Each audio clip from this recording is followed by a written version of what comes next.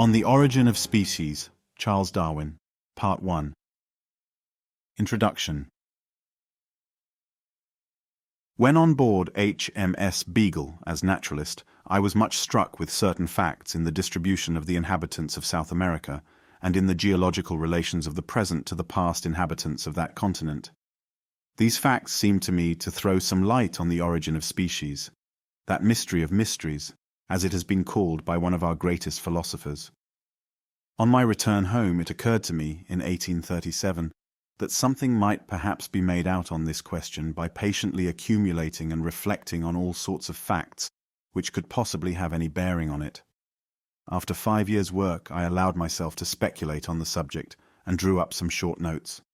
These I enlarged in 1844 into a sketch of the conclusions which then seemed to me probable. From that period to the present day, I have steadily pursued the same object. I hope that I may be excused for entering on these personal details, as I give them to show that I have not been hasty in coming to a decision. My work is now nearly finished, but as it will take me 2 or 3 more years to complete it, and as my health is far from strong, I have been urged to publish this abstract. I have more especially been induced to do this, as Mr. Wallace, who is now studying the natural history of the Malay archipelago, has arrived at almost exactly the same general conclusions that I have on the origin of species. Last year he sent to me a memoir on this subject, with a request that I would forward it to Sir Charles Lyell, who sent it to the Linnean Society, and it is published in the 3rd volume of the Journal of that society. Sir Charles Lyell and Dr. Hooker, who both knew of my work, the latter having read my sketch of 1844, honoured me by thinking it advisable to publish with Mr. Wallace's excellent memoir some brief extracts from my manuscripts. This abstract, which I now publish, must necessarily be imperfect. I cannot here give references and authorities for my several statements, and I must trust to the reader reposing some confidence in my accuracy.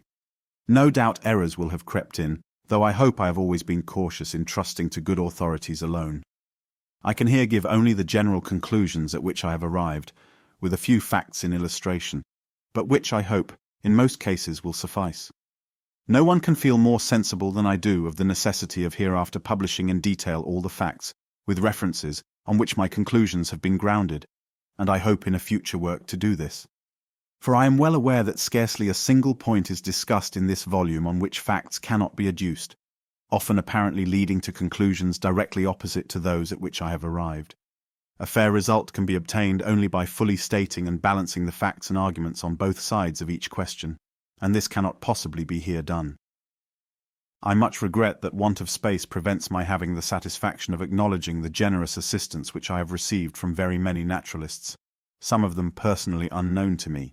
I cannot, however, let this opportunity pass without expressing my deep obligations to Dr. Hooker, who for the last 15 years has aided me in every possible way by his large stores of knowledge and his excellent judgment.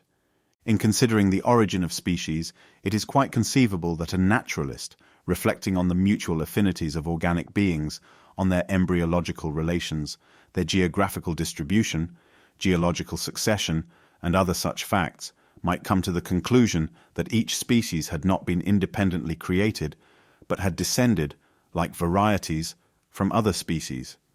Nevertheless, such a conclusion, even if well-founded, would be unsatisfactory, until it could be shown how the innumerable species inhabiting this world have been modified, so as to acquire that perfection of structure and co-adaptation which most justly excites our admiration.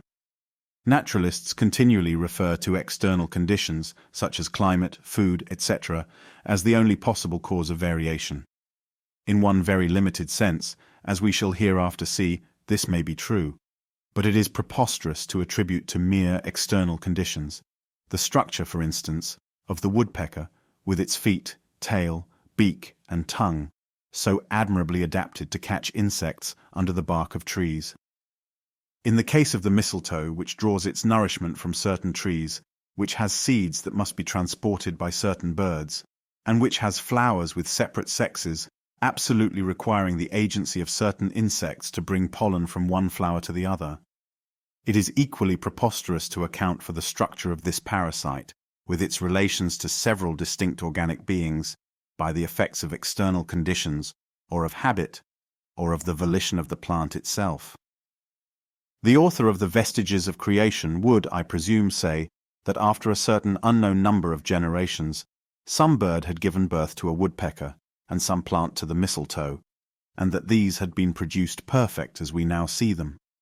But this assumption seems to me to be no explanation, for it leaves the case of the co-adaptations of organic beings to each other and to their physical conditions of life untouched and unexplained.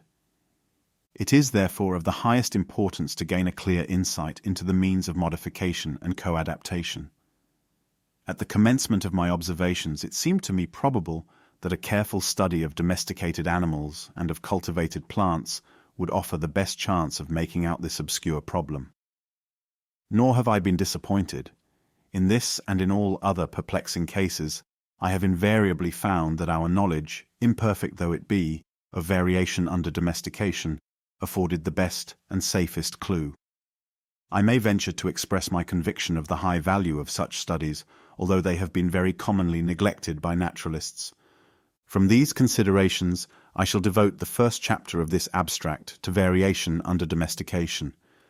We shall thus see that a large amount of hereditary modification is at least possible, and what is equally or more important, we shall see how great is the power of man in accumulating by his selection successive slight variations. I will then pass on to the variability of species in a state of nature, but I shall unfortunately be compelled to treat this subject far too briefly, as it can be treated properly only by giving long catalogues of facts. We shall, however, be enabled to discuss what circumstances are most favourable to variation. In the next chapter, the struggle for existence amongst all organic beings throughout the world, which inevitably follows from their high geometrical powers of increase, will be treated of. This is the doctrine of Malthus, applied to the whole animal and vegetable kingdoms. As many more individuals of each species are born than can possibly survive, and as consequently there is a frequently recurring struggle for existence, it follows that any being, if it vary however slightly in any manner profitable to itself, under the complex and sometimes varying conditions of life, will have a better chance of surviving, and thus be naturally selected. From the strong principle of inheritance, any selected variety will tend to propagate its new and modified form. This fundamental subject of natural selection will be treated at some length in the fourth chapter, and we shall then see how natural selection almost inevitably causes much extinction of the less improved forms of life and induces what I have called divergence of character. In the next chapter I shall discuss the complex and little-known laws of variation and of correlation of growth. In the four succeeding chapters, the most apparent and gravest difficulties on the theory will be given, namely, first, the difficulties of transitions, or in understanding how a simple being or a simple organ can be changed and perfected into a highly developed being or elaborately constructed organ. Secondly, the subject of instinct, or the mental powers of animals. Thirdly, hybridism, or the infertility of species and the fertility of varieties when intercrossed. And fourthly, the imperfection of the geological record. In the next chapter I shall consider the geological succession of organic beings throughout time. In the 11th and 12th, their geographical distribution throughout space. In the 13th, their classification or mutual affinities, both when mature and in an embryonic condition. In the last chapter, I shall give a brief recapitulation of the whole work and a few concluding remarks. No one ought to feel surprise at much remaining as yet unexplained in regard to the origin of species and varieties, if he makes due allowance for our profound ignorance in regard to the mutual relations of all the beings which live around us. Who can explain why one species ranges widely and is very numerous, and why another allied species has a narrow range and is rare? Yet these relations are of the highest importance, for they determine the present welfare, and, as I believe, the future success and modification of every inhabitant of this world. Still less do we know of the mutual relations of the innumerable inhabitants of the world during the many past geological epochs in its history. Although much remains obscure, and will long remain obscure, I can entertain no doubt, after the most deliberate study and dispassionate judgment of which I am capable, that the view which most naturalists entertain, and which I formerly entertained, namely, that each species has been independently created, is erroneous. I am fully convinced that species are not immutable, but that those belonging to what are called the same genera are lineal descendants of some other and generally extinct species, in the same manner as the acknowledged varieties of any one species are the descendants of that species. Furthermore, I am convinced that natural selection has been the main but not exclusive means of modification. Chapter 1. Variation under domestication, causes of variability, effects of habit, correlation of growth, inheritance, character of domestic varieties, difficulty of distinguishing between varieties and species, origin of domestic varieties from one or more species, domestic pigeons, their differences and origin. Principle of selection anciently followed, its effects, methodical and unconscious selection, unknown origin of our domestic productions, circumstances favorable to man's power of selection. When we look to the individuals of the same variety or subvariety of our older cultivated plants and animals, one of the first points which strikes us is that they generally differ much more from each other than do the individuals of any one species or variety in a state of nature. When we reflect on the vast diversity of the plants and animals which have been cultivated and which have varied during all ages under the most different climates and treatment, I think we are driven to conclude that this greater variability is simply due to our domestic productions having been raised under conditions of life not so uniform as, and somewhat different from, those to which the parent species have been exposed under nature. There is also, I think, some probability in the view propounded by Andrew Knight that this variability may be partly connected with excess of food. It seems pretty clear that organic beings must be exposed during several generations to the new conditions of life to cause any appreciable amount of variation, and that when the organization has once begun to vary, it generally continues to vary for many generations. No case is on record of a variable being ceasing to be variable under cultivation. Our oldest cultivated plants, such as wheat, still often yield new varieties. Our oldest domesticated animals are still capable of rapid improvement or modification.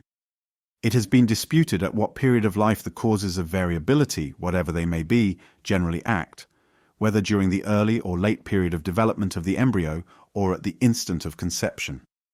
Geoffroy Street, Hilaire's experiments show that unnatural treatment of the embryo causes monstrosities, and monstrosities cannot be separated by any clear line of distinction from mere variations.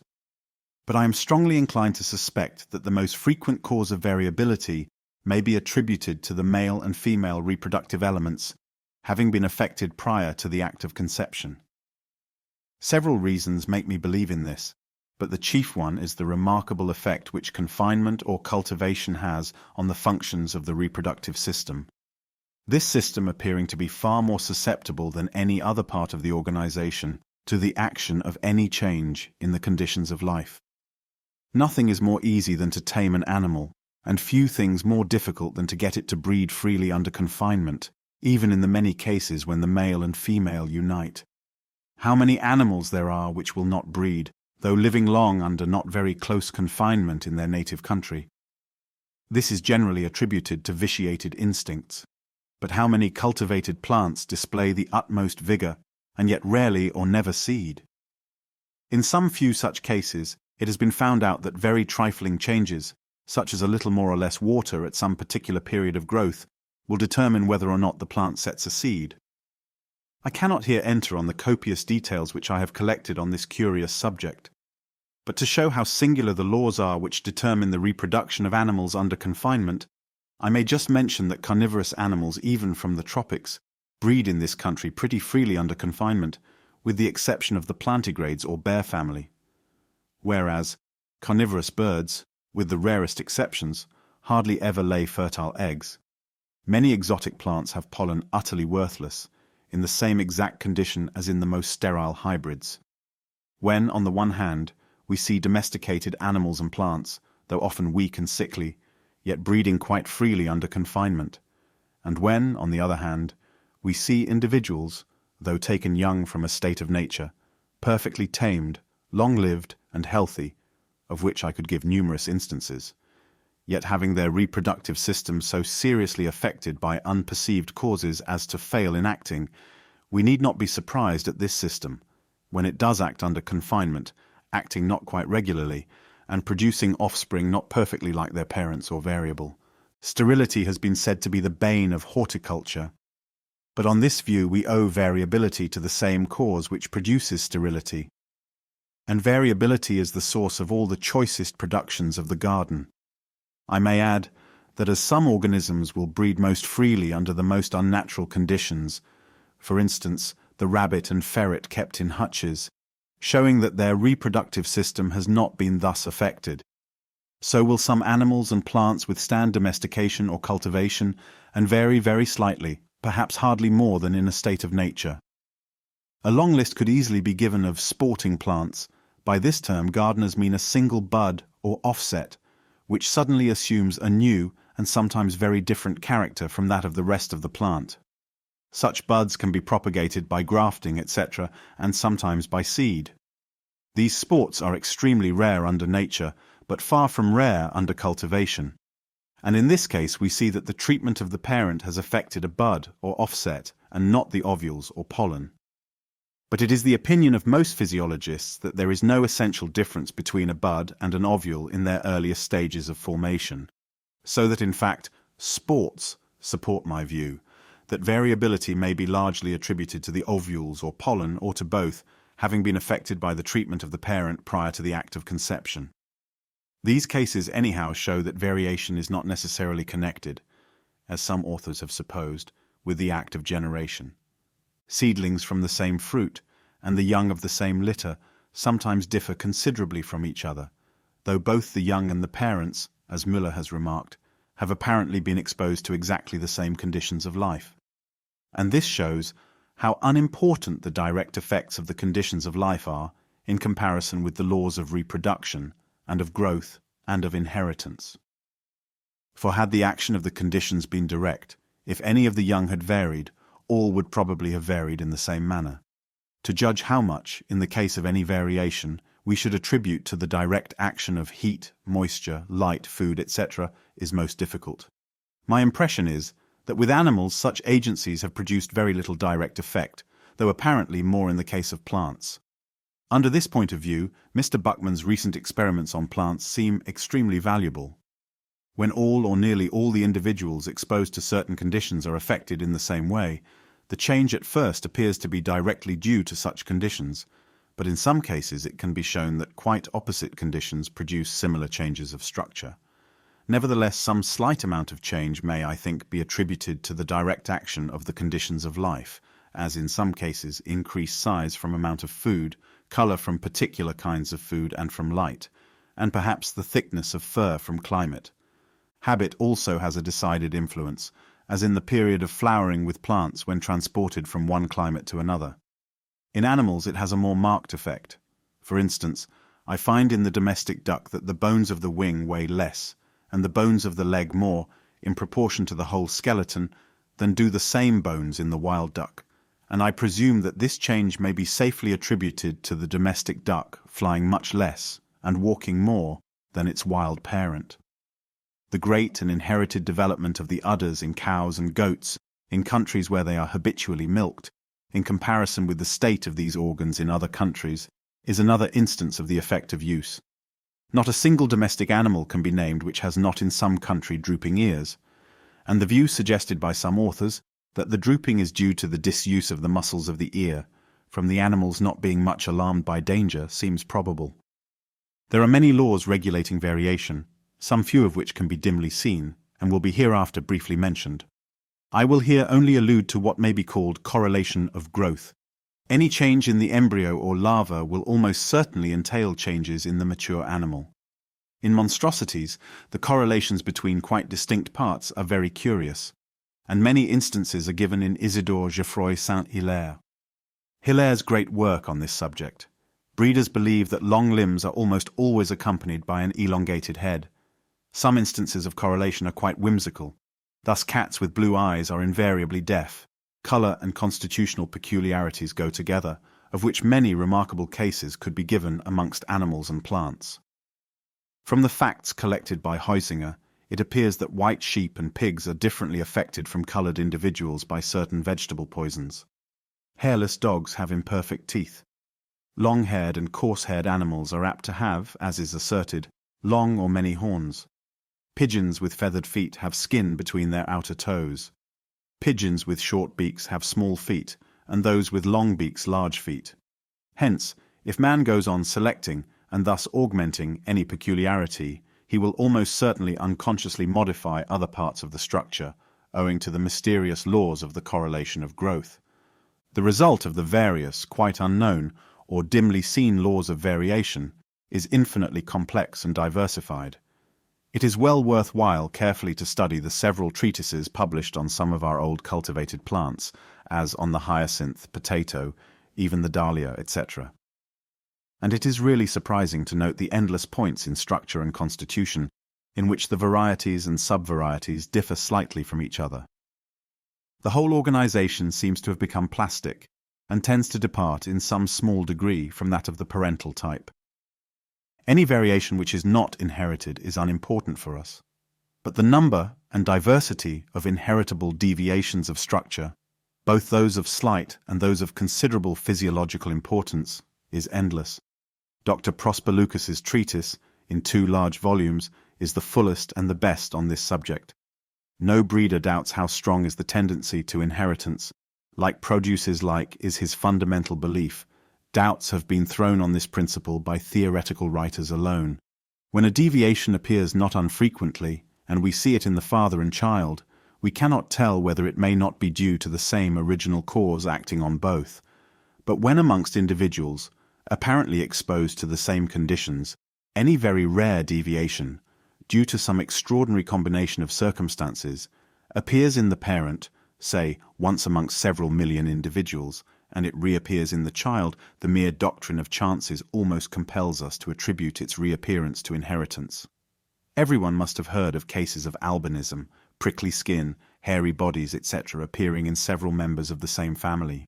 If strange and rare deviations of structure are truly inherited, less strange and commoner deviations may be freely admitted to be inheritable. Perhaps the correct way of viewing the whole subject would be to look at the inheritance of every character whatever as the rule, and non-inheritance as the anomaly.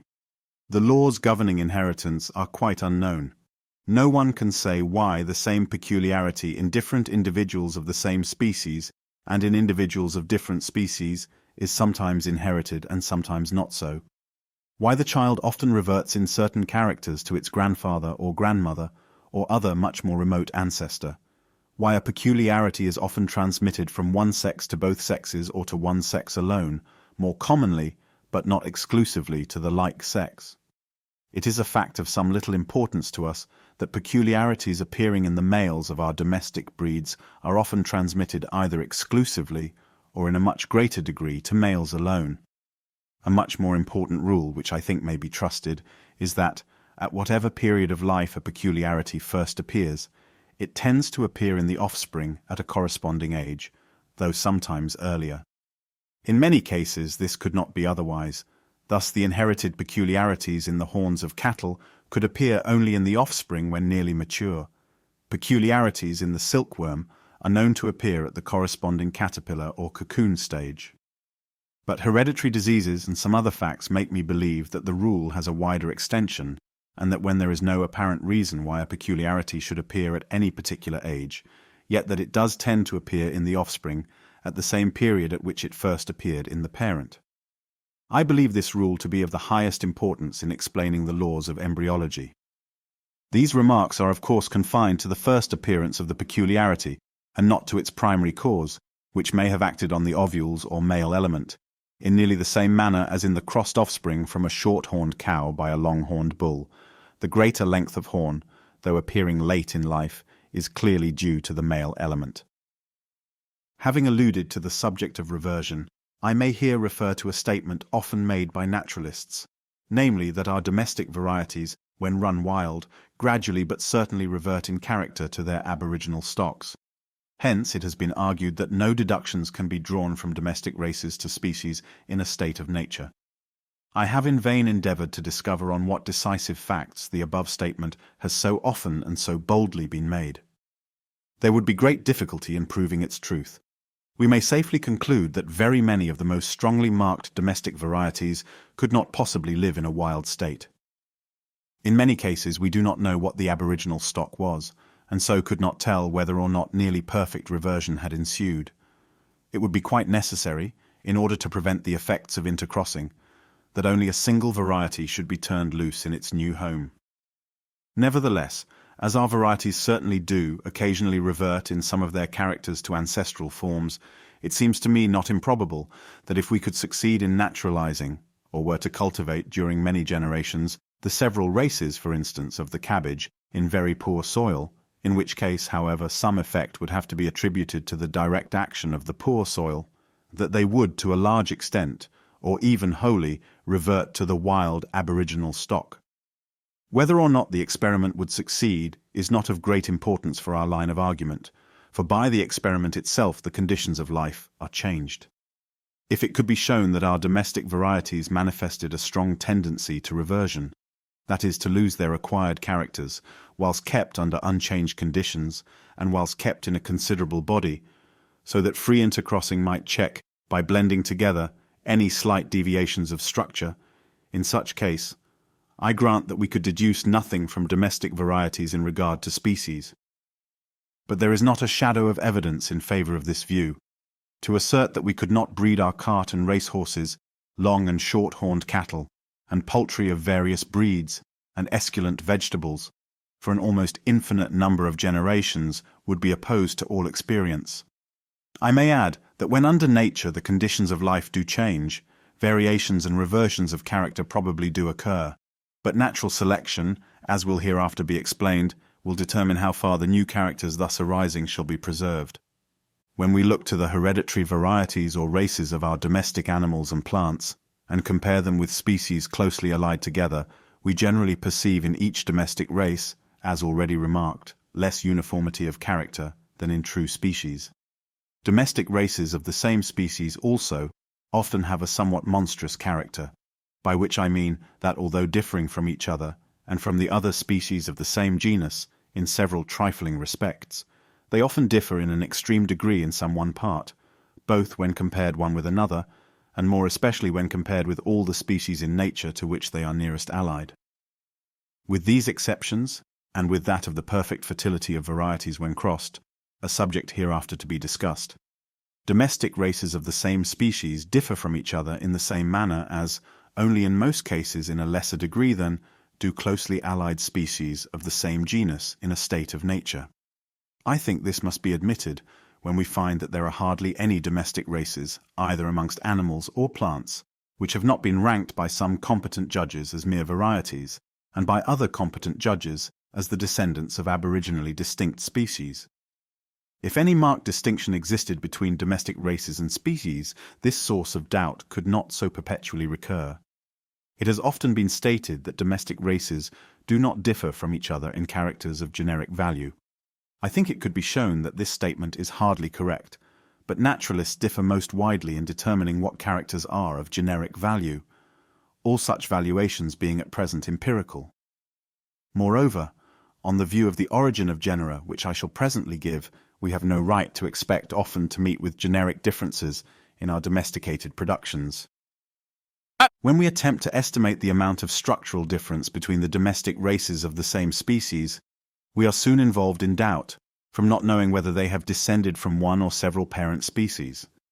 This point, if it could be cleared up, would be interesting, if for instance it could be shown that the greyhound, bloodhound, terrier, spaniel and bulldog, which we all know propagate their kind so truly, were the offspring of any single species. Then such facts would have great weight in making us doubt about the immutability of the many very closely allied and natural species, for instance of the many foxes, inhabiting different quarters of the world. I do not believe, as we shall presently see, that all our dogs have descended from any one wild species. But, in the case of some other domestic races, there is presumptive, or even strong, evidence in favour of this view. It has often been assumed that man has chosen for domestication animals and plants, having an extraordinary inherent tendency to vary, and likewise to withstand diverse climates. I do not dispute that these capacities have added largely to the value of most of our domesticated productions. But how could a savage possibly know, when he first tamed an animal, whether it would vary in succeeding generations, and whether it would endure other climates? Has the little variability of the ass or guinea fowl, or the small power of endurance of warmth by the reindeer, or of cold by the common camel, prevented their domestication? I cannot doubt that if other animals and plants, equal in number to our domesticated productions, and belonging to equally diverse classes and countries, were taken from a state of nature, and could be made to breed for an equal number of generations under domestication, they would vary on an average as largely as the parent species of our existing domesticated productions have varied. In the case of most of our anciently domesticated animals and plants, I do not think it is possible to come to any definite conclusion whether they have descended from one or several species. The argument mainly relied on by those who believe in the multiple origin of our domestic animals is that we find in the most ancient records, more especially on the monuments of Egypt, much diversity in the breeds, and that some of the breeds closely resemble, perhaps are identical with, those still existing. Even if this latter fact were found more strictly and generally true than seems to me to be the case, what does it show? But that some of our breeds originated there 4,000 or 5,000 years ago. But Mr. Horner's researches have rendered it in some degree probable that man sufficiently civilized to have manufactured pottery existed in the valley of the Nile 13,000 or 14,000 years ago. And who will pretend to say how long, before these ancient periods, savages like those of Tierra del Fuego or Australia, who possess a semi-domestic dog, may not have existed in Egypt?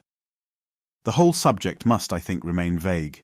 Nevertheless, I may, without here entering on any details, state that from geographical and other considerations, I think it highly probable that our domestic dogs have descended from several wild species. In regard to sheep and goats, I can form no opinion. I should think, from facts communicated to me by Mr. Blyth on the habits, voice, and constitution, etc., of the humped Indian cattle, that these had descended from a different aboriginal stock from our European cattle. And several competent judges believe that these latter have had more than one wild parent. With respect to horses, from reasons which I cannot give here, I am doubtfully inclined to believe, in opposition to several authors, that all the races have descended from one wild stock. Mr. Blyth, whose opinion from his large and varied stores of knowledge I should value more than that of almost anyone, thinks that all the breeds of poultry have proceeded from the common wild Indian fowl, Gallus bankiva. In regard to ducks and rabbits, the breeds of which differ considerably from each other in structure, I do not doubt that they all have descended from the common wild duck and rabbit. The doctrine of the origin of our several domestic races from several aboriginal stocks has been carried to an absurd extreme by some authors. They believe that every race which breeds true, let the distinctive characters be ever so slight, has had its wild prototype. At this rate there must have existed at least a score of species of wild cattle, as many sheep and several goats in Europe alone, and several even within Great Britain. One author believes that there formerly existed in Great Britain 11 wild species of sheep peculiar to it, when we bear in mind that Britain has now hardly one peculiar mammal, and France but few distinct from those of Germany, and conversely, and so with Hungary, Spain, etc., but that each of these kingdoms possesses several peculiar breeds of cattle, sheep, etc. We must admit that many domestic breeds have originated in Europe, for whence could they have been derived, as these several countries do not possess a number of peculiar species as distinct parent stocks. So it is in India. Even in the case of the domestic dogs of the whole world, which I fully admit have probably descended from several wild species, I cannot doubt that there has been an immense amount of inherited variation. Who can believe that animals closely resembling the Italian greyhound, the bloodhound, the bulldog, or Blenheim spaniel, etc., so unlike all wild canidae, ever existed freely in a state of nature? It has often been loosely said that all our races of dogs have been produced by the crossing of a few aboriginal species. But by crossing, we can get only forms in some degree intermediate between their parents, and if we account for our several domestic races by this process, we must admit the former existence of the most extreme forms, as the Italian greyhound, bloodhound, bulldog, etc., in the wild state. Moreover, the possibility of making distinct races by crossing has been greatly exaggerated. There can be no doubt that a race may be modified by occasional crosses if aided by the careful selection of those individual mongrels which present any desired character, but that a race could be obtained nearly intermediate between two extremely different races or species, I can hardly believe. Sir J. Sebright expressly experimentized for this object, and failed. The offspring from the first cross between two pure breeds is tolerably, and sometimes, as I have found with pigeons, extremely uniform, and everything seems simple enough. But when these mongrels are crossed one with another for several generations, hardly two of them will be alike, and then the extreme difficulty, or rather utter hopelessness, of the task becomes apparent. Certainly a breed intermediate between two very distinct breeds could not be got without extreme care and long-continued selection. Nor can I find a single case on record of a permanent race having been thus formed. On the breeds of the domestic pigeon. Believing that it is always best to study some special group, I have, after deliberation, taken up domestic pigeons. I have kept every breed which I could purchase or obtain, and have been most kindly favoured with skins from several quarters of the world, more especially by the Honourable W. Elliot from India and by the Honourable C. Murray from Persia. Many treatises in different languages have been published on pigeons, and some of them are very important, as being of considerable antiquity. I have associated with several eminent fanciers, and have been permitted to join 2 of the London pigeon clubs. The diversity of the breeds is something astonishing. Compare the English carrier and the short-faced tumbler, and see the wonderful difference in their beaks, entailing corresponding differences in their skulls. The carrier, more especially the male bird, is also remarkable from the wonderful development of the car-unculated skin about the head, and this is accompanied by greatly elongated eyelids, very large external orifices to the nostrils, and a wide gape of mouth. The short-faced tumbler has a beak in outline almost like that of a finch, and the common tumbler has the singular and strictly inherited habit of flying at a great height in a compact flock, and tumbling in the air head over heels. The runt is a bird of great size, with long, massive beak and large feet. Some of the sub-breeds of runts have very long necks, others very long wings and tails, others singularly short tails. The barb is allied to the carrier, but instead of a very long beak, has a very short and very broad one. The pouter has a much elongated body, wings and legs, and its enormously developed crop, which it glories in inflating, may well excite astonishment and even laughter. The turbit has a very short and conical beak, with a line of reversed feathers down the breast, and it has the habit of continually expanding slightly the upper part of the esophagus. The Jacobin has the feathers so much reversed along the back of the neck that they form a hood, and it has, proportionally to its size, much elongated wing and tail feathers. The trumpeter and laugher, as their names express, utter a very different coo from the other breeds. The fantail has 30 or even 40 tail feathers, instead of 12 or 14, the normal number in all members of the great pigeon family, and these feathers are kept expanded, and are carried so erect that in good birds the head and tail touch. The oil gland is quite aborted. Several other less distinct breeds might have been specified. In the skeletons of the several breeds, the development of the bones of the face in length and breadth and curvature differs enormously. The shape, as well as the breadth and length of the ramus of the lower jaw, varies in a highly remarkable manner. The number of the caudal and sacral vertebrae vary, as does the number of the ribs, together with their relative breadth and the presence of processes. The size and shape of the apertures in the sternum are highly variable. So is the degree of divergence and relative size of the 2 arms of the furcula. The proportional width of the gape of mouth, the proportional length of the eyelids, of the orifice of the nostrils, of the tongue, not always in strict correlation with the length of beak, the size of the crop and of the upper part of the esophagus, the development and abortion of the oil gland, the number of the primary wing and caudal feathers, the relative length of wing and tail to each other and to the body, the relative length of leg and of the feet, the number of scutuli on the toes, the development of skin between the toes, are all points of structure which are variable. The period at which the perfect plumage is acquired varies, as does the state of the down with which the nestling birds are clothed when hatched. The shape and size of the eggs vary. The manner of flight differs remarkably, as does in some breeds the voice and disposition. Lastly, in certain breeds, the males and females have come to differ to a slight degree from each other. Altogether, at least a score of pigeons might be chosen, which if shown to an ornithologist and he were told that they were wild birds, would certainly, I think, be ranked by him as well-defined species. Moreover, I do not believe that any ornithologist would place the English carrier, the short-faced tumbler, the runt, the barb, pouter, and fantail in the same genus, more especially as in each of these breeds several truly inherited subbreeds, or species as he might have called them, could be shown him. Great as the differences are between the breeds of pigeons, I am fully convinced that the common opinion of naturalists is correct, namely, that all have descended from the rock pigeon, Columba livia, including under this term several geographical races or subspecies, which differ from each other in the most trifling respects. As several of the reasons which have led me to this belief are in some degree applicable in other cases, I will here briefly give them. If the several breeds are not varieties and have not proceeded from the rock pigeon, they must have descended from at least 7 or 8 aboriginal stocks, for it is impossible to make the present domestic breeds by the crossing of any lesser number.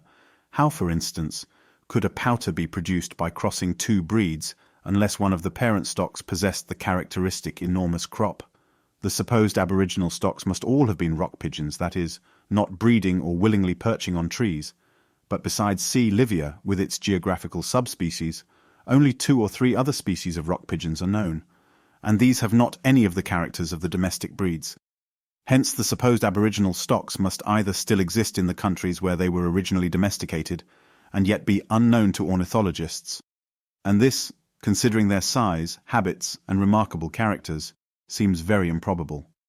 Or they must have become extinct in the wild state. But birds breeding on precipices and good flyers are unlikely to be exterminated, and the common rock pigeon, which has the same habits with the domestic breeds, has not been exterminated even on several of the smaller British islets, or on the shores of the Mediterranean. Hence, the supposed extermination of so many species having similar habits with the rock pigeon seems to me a very rash assumption. Moreover, the several above-named domesticated breeds have been transported to all parts of the world, and therefore some of them must have been carried back again into their native country, but not one has ever become wild or feral, though the dovecot pigeon, which is the rock pigeon in a very slightly altered state, has become feral in several places. Again, all recent experience shows that it is most difficult to get any wild animal to breed freely under domestication. Yet on the hypothesis of the multiple origin of our pigeons, it must be assumed that at least 7 or 8 species were so thoroughly domesticated in ancient times by half-civilized man as to be quite prolific under confinement. An argument, as it seems to me, of great weight and applicable in several other cases is that the above-specified breeds, though agreeing generally in constitution, habits, voice, colouring, and in most parts of their structure with the wild rock pigeon, yet are certainly highly abnormal in other parts of their structure. We may look in vain throughout the whole great family of Columbidae for a beak like that of the English carrier, or that of the short-faced tumbler or barb, for reversed feathers like those of the Jacobin, for a crop like that of the pouter, for tail feathers like those of the fantail. Hence it must be assumed not only that half-civilized man succeeded in thoroughly domesticating several species, but that he intentionally or by chance picked out extraordinarily abnormal species, and further, that these very species have since all become extinct or unknown. So many strange contingencies seem to me improbable in the highest degree. Some facts in regard to the colouring of pigeons well deserve consideration. The rock pigeon is of a slaty blue and has a white rump, the Indian subspecies, C. intermedia of Strickland, having it bluish. The tail has a terminal dark bar, with the bases of the outer feathers externally edged with white. The wings have 2 black bars. Some semi-domestic breeds and some apparently truly wild breeds have, besides the 2 black bars, the wings checkered with black. These several marks do not occur together in any other species of the whole family. Now, in every one of the domestic breeds, taking thoroughly well-bred birds, all the above marks, even to the white edging of the outer tail feathers, sometimes concur perfectly developed. Moreover, when 2 birds belonging to 2 distinct breeds are crossed, neither of which is blue or has any of the above specified marks, the mongrel offspring are very apt suddenly to acquire these characters. For instance, I crossed some uniformly white fantails with some uniformly black barbs, and they produced mottled brown and black birds. These I again crossed together, and one grandchild of the pure white fantail and pure black barb was of as beautiful a blue colour, with the white rump, double black wing bar, and barred and white-edged tail feathers, as any wild rock pigeon. We can understand these facts on the well-known principle of reversion to ancestral characters, if all the domestic breeds have descended from the rock pigeon. But if we deny this, we must make one of the two following highly improbable suppositions. Either, firstly, that all the several imagined aboriginal stocks were coloured and marked like the rock pigeon, although no other existing species is thus coloured and marked, so that in each separate breed there might be a tendency to revert to the very same colours and markings. Or secondly, that each breed, even the purest, has within a dozen or, at most, within a score of generations, been crossed by the rock pigeon. I say within a dozen or 20 generations, for we know of no fact countenancing the belief that the child ever reverts to some one ancestor removed by a greater number of generations.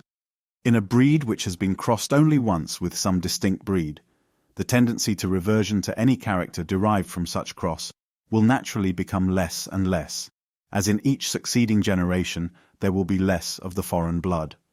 But when there has been no cross with a distinct breed, and there is a tendency in both parents to revert to a character which has been lost during some former generation, this tendency, for all that we can see to the contrary, may be transmitted undiminished for an indefinite number of generations. These two distinct cases are often confounded in treatises on inheritance. Lastly, the hybrids or mongrels from between all the domestic breeds of pigeons are perfectly fertile. I can state this from my own observations, purposely made on the most distinct breeds. Now it is difficult, perhaps impossible, to bring forward one case of the hybrid offspring of two animals, clearly distinct being themselves perfectly fertile. Some authors believe that long-continued domestication eliminates this strong tendency to sterility. From the history of the dog, I think there is some probability in this hypothesis, if applied to species closely related together, though it is unsupported by a single experiment. But to extend the hypothesis so far as to suppose that species, aboriginally as distinct as carriers, tumblers, pouters and fantails now are, should yield offspring perfectly fertile, inter se, seems to me rash in the extreme.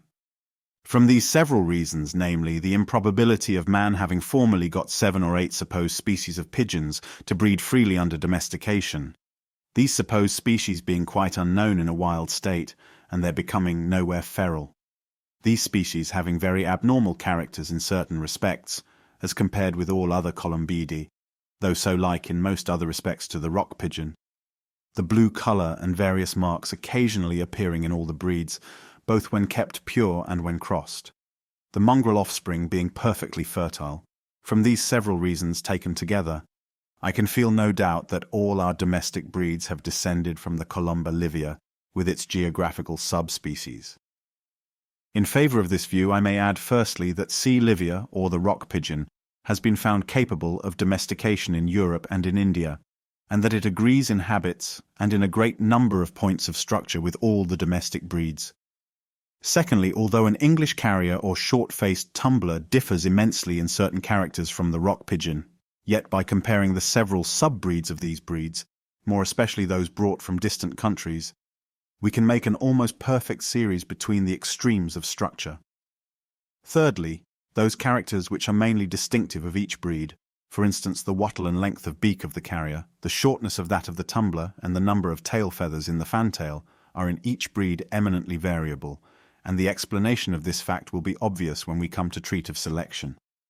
Fourthly, pigeons have been watched and tended with the utmost care and loved by many people.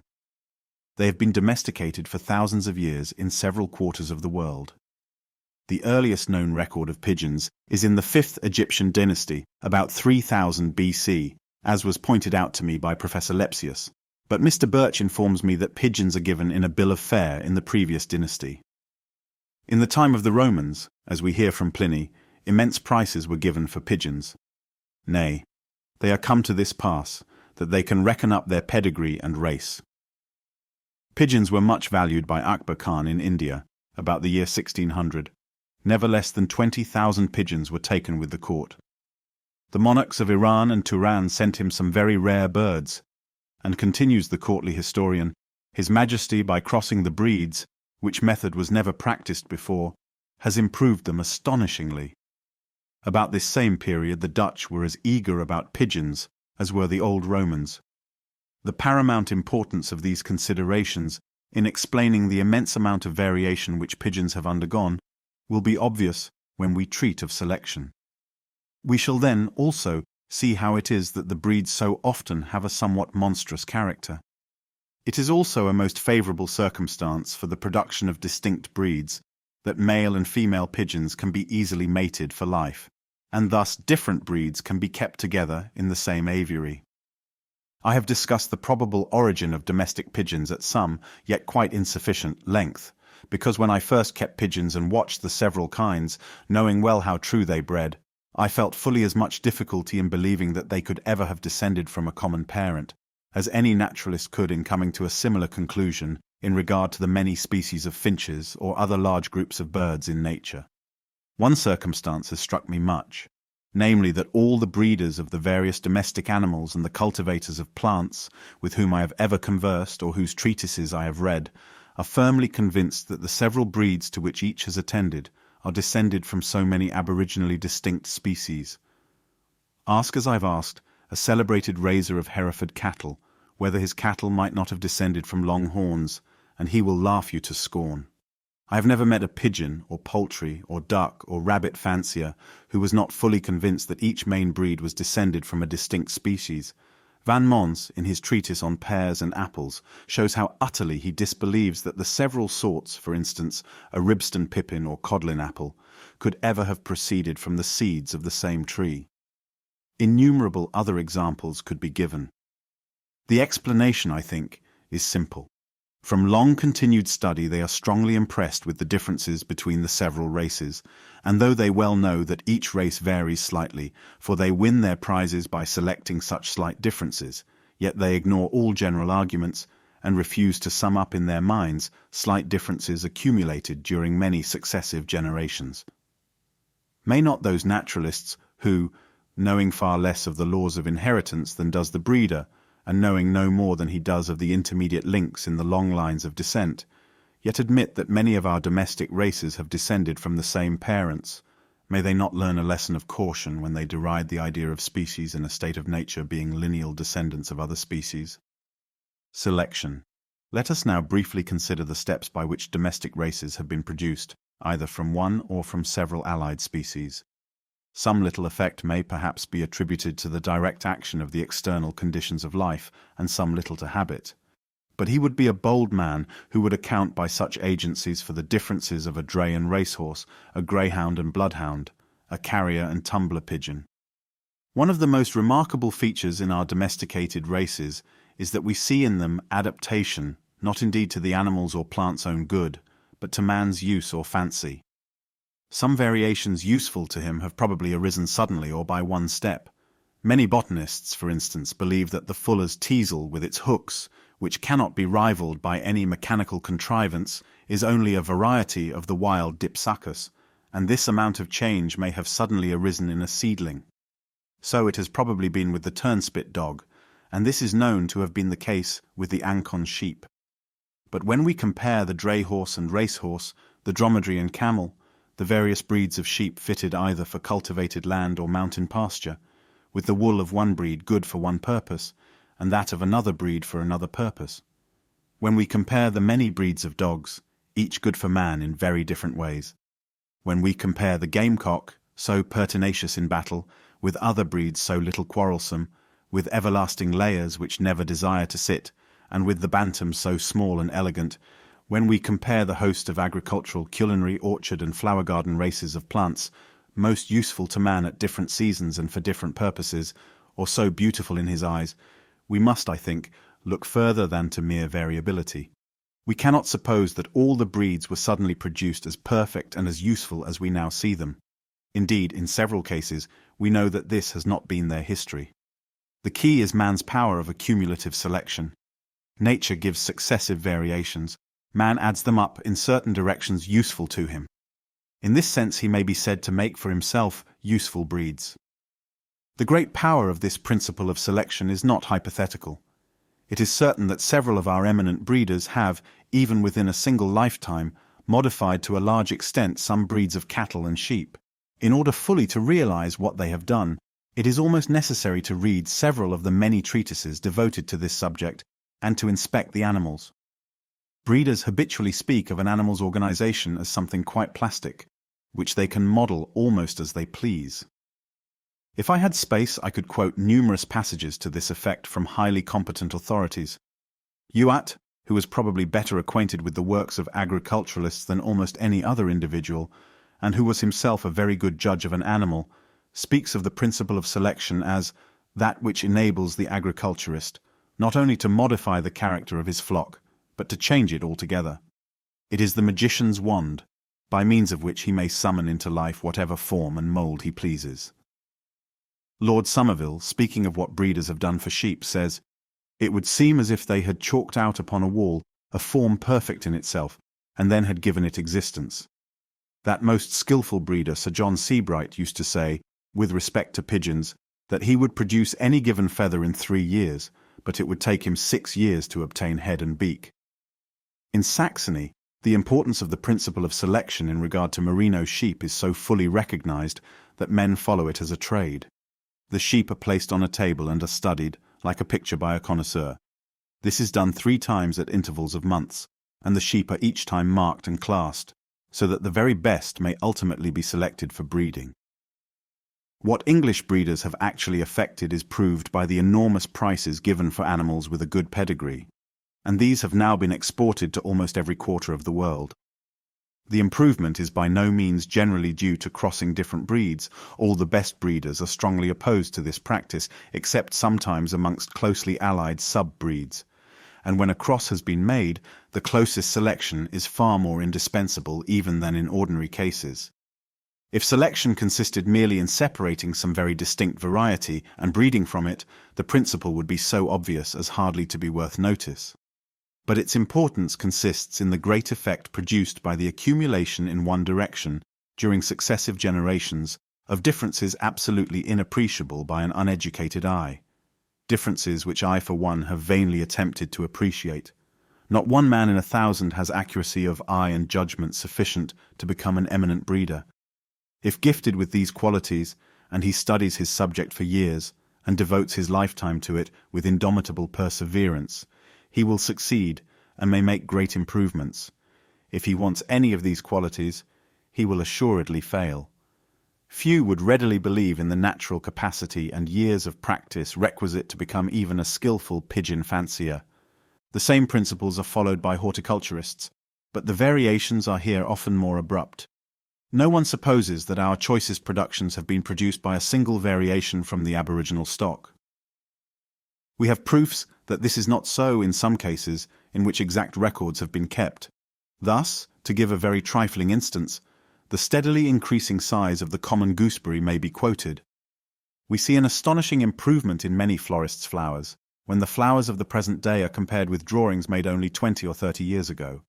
When a race of plants is once pretty well established, the seed raisers do not pick out the best plants, but merely go over their seed beds and pull up the rogues, as they call the plants that deviate from the proper standard. With animals, this kind of selection is in fact also followed, for hardly anyone is so careless as to allow his worst animals to breed. In regard to plants, there is another means of observing the accumulated effects of selection, namely, by comparing the diversity of flowers in the different varieties of the same species in the flower garden. The diversity of leaves, pods, or tubers, or whatever part is valued, in the kitchen garden, in comparison with the flowers of the same varieties, and the diversity of fruit of the same species in the orchard, in comparison with the leaves and flowers of the same set of varieties. See how different the leaves of the cabbage are, and how extremely alike the flowers. How unlike the flowers of the heartsease are, and how alike the leaves. How much the fruit of the different kinds of gooseberries differ in size, colour, shape, and hairiness, and yet the flowers present very slight differences. It is not that the varieties which differ largely in some one point do not differ at all in other points. This is hardly ever, perhaps never, the case. The laws of correlation of growth, the importance of which should never be overlooked, will ensure some differences. But as a general rule, I cannot doubt that the continued selection of slight variations, either in the leaves, the flowers, or the fruit, will produce races differing from each other chiefly in these characters. It may be objected that the principle of selection has been reduced to methodical practice for scarcely more than 3/4 of a century. It has certainly been more attended to of late years, and many treatises have been published on the subject. And the result, I may add, has been in a corresponding degree rapid and important. But it is very far from true that the principle is a modern discovery. I could give several references to the full acknowledgement of the importance of the principle in works of high antiquity. In rude and barbarous periods of English history, choice animals were often imported, and laws were passed to prevent their exportation. The destruction of horses under a certain size was ordered, and this may be compared to the roguing of plants by nurserymen. The principle of selection I find distinctly given in an ancient Chinese encyclopedia. Explicit rules are laid down by some of the Roman classical writers. From passages in Genesis, it is clear that the color of domestic animals was at that early period attended to. Savages now sometimes cross their dogs with wild canine animals to improve the breed, and they formerly did so, as is attested by passages in Pliny. The savages in South Africa match their draft cattle by color, as do some of the Eskimo their teams of dogs. Livingstone shows how much good domestic breeds are valued by the Negroes of the interior of Africa who have not associated with Europeans. Some of these facts do not show actual selection, but they show that the breeding of domestic animals was carefully attended to in ancient times and is now attended to by the lowest savages. It would indeed have been a strange fact had attention not been paid to breeding, for the inheritance of good and bad qualities is so obvious. At the present time, eminent breeders try by methodical selection, with a distinct object in view, to make a new strain or sub-breed superior to anything existing in the country. But for our purpose, a kind of selection, which may be called unconscious, and which results from everyone trying to possess and breed from the best individual animals, is more important. Thus, a man who intends keeping pointers naturally tries to get as good dogs as he can, and afterwards breeds from his own best dogs, but he has no wish or expectation of permanently altering the breed. Nevertheless, I cannot doubt that this process, continued during centuries, would improve and modify any breed, in the same way as Bakewell, Collins, etc., by this very same process, only carried on more methodically, did greatly modify, even during their own lifetimes, the forms and qualities of their cattle. Slow and insensible changes of this kind could never be recognized unless actual measurements or careful drawings of the breeds in question had been made long ago, which might serve for comparison. In some cases, however, unchanged or but little changed individuals of the same breed may be found in less civilized districts, where the breed has been less improved. There is reason to believe that King Charles's spaniel has been unconsciously modified to a large extent since the time of that monarch. Some highly competent authorities are convinced that the setter is directly derived from the spaniel and has probably been slowly altered from it. It is known that the English pointer has been greatly changed within the last century, and in this case the change has, it is believed, been chiefly effected by crosses with the foxhound. But what concerns us is that the change has been effected unconsciously and gradually, and yet so effectually, that, though the old Spanish pointer certainly came from Spain, Mr. Borrow has not seen, as I am informed by him, any native dog in Spain, like our pointer. By a similar process of selection, and by careful training, the whole body of English racehorses have come to surpass in fleetness and size the parent Arab stock, so that the latter, by the regulations for the Goodwood races, are favoured in the weights they carry. Lord Spencer and others have shown how the cattle of England have increased in weight and in early maturity, compared with the stock formerly kept in this country.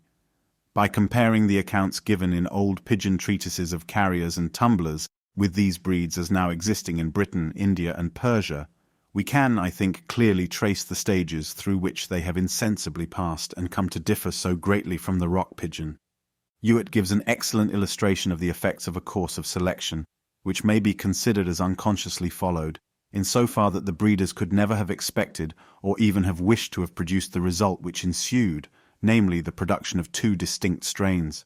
The two flocks of Leicester sheep kept by Mr. Buckley and Mr. Burgess, as Mr. Youatt remarks, have been purely bred from the original stock of Mr. Bakewell for upwards of 50 years.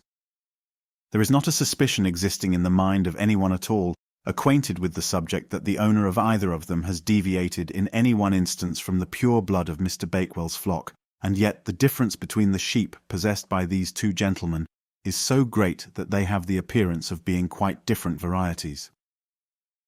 If there exist savages so barbarous as never to think of the inherited character of the offspring of their domestic animals, yet any one animal particularly useful to them, for any special purpose, would be carefully preserved during famines and other accidents, to which savages are so liable, and such choice animals would thus generally leave more offspring than the inferior ones, so that in this case there would be a kind of unconscious selection going on.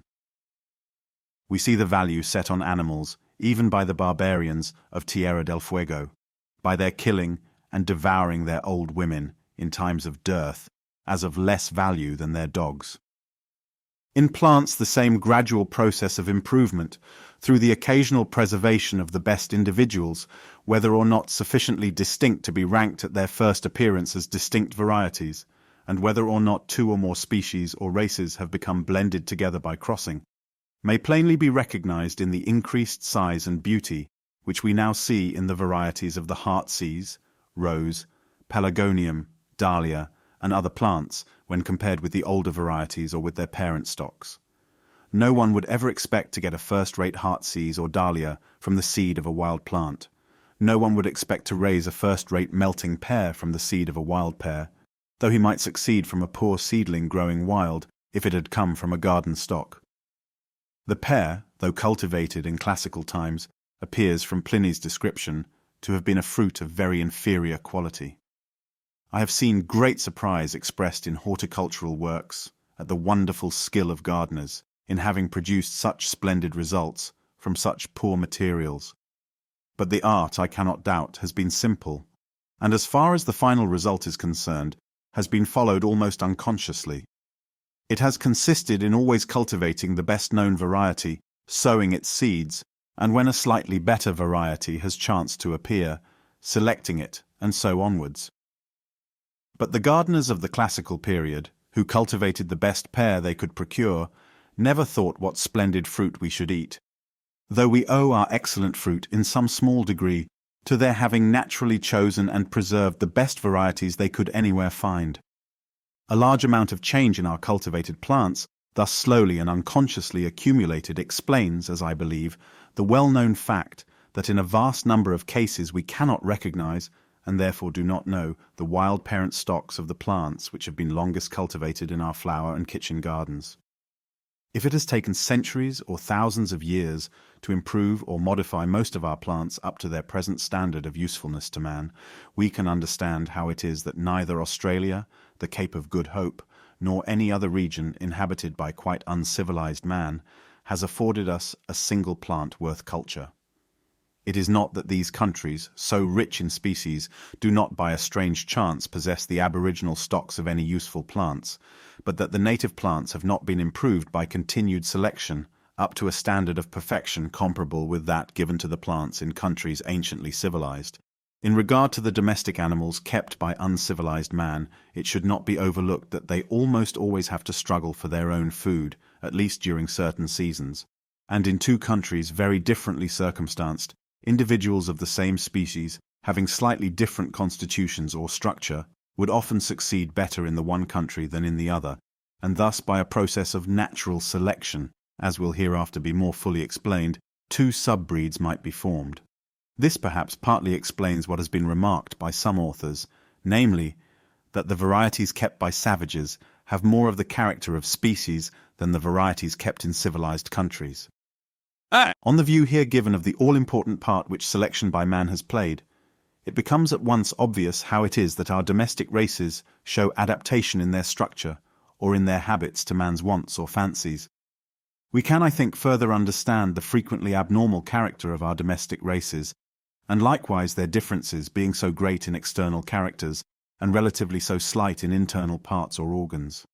Man can hardly select, or only with much difficulty, any deviation of structure excepting such as is externally visible, and indeed he rarely cares for what is internal.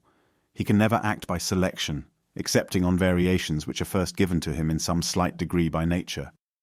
No man would ever try to make a fantail till he saw a pigeon with a tail developed in some slight degree in an unusual manner, or a pouter till he saw a pigeon with a crop of somewhat unusual size. And the more abnormal or unusual any character was when it first appeared, the more likely it would be to catch his attention.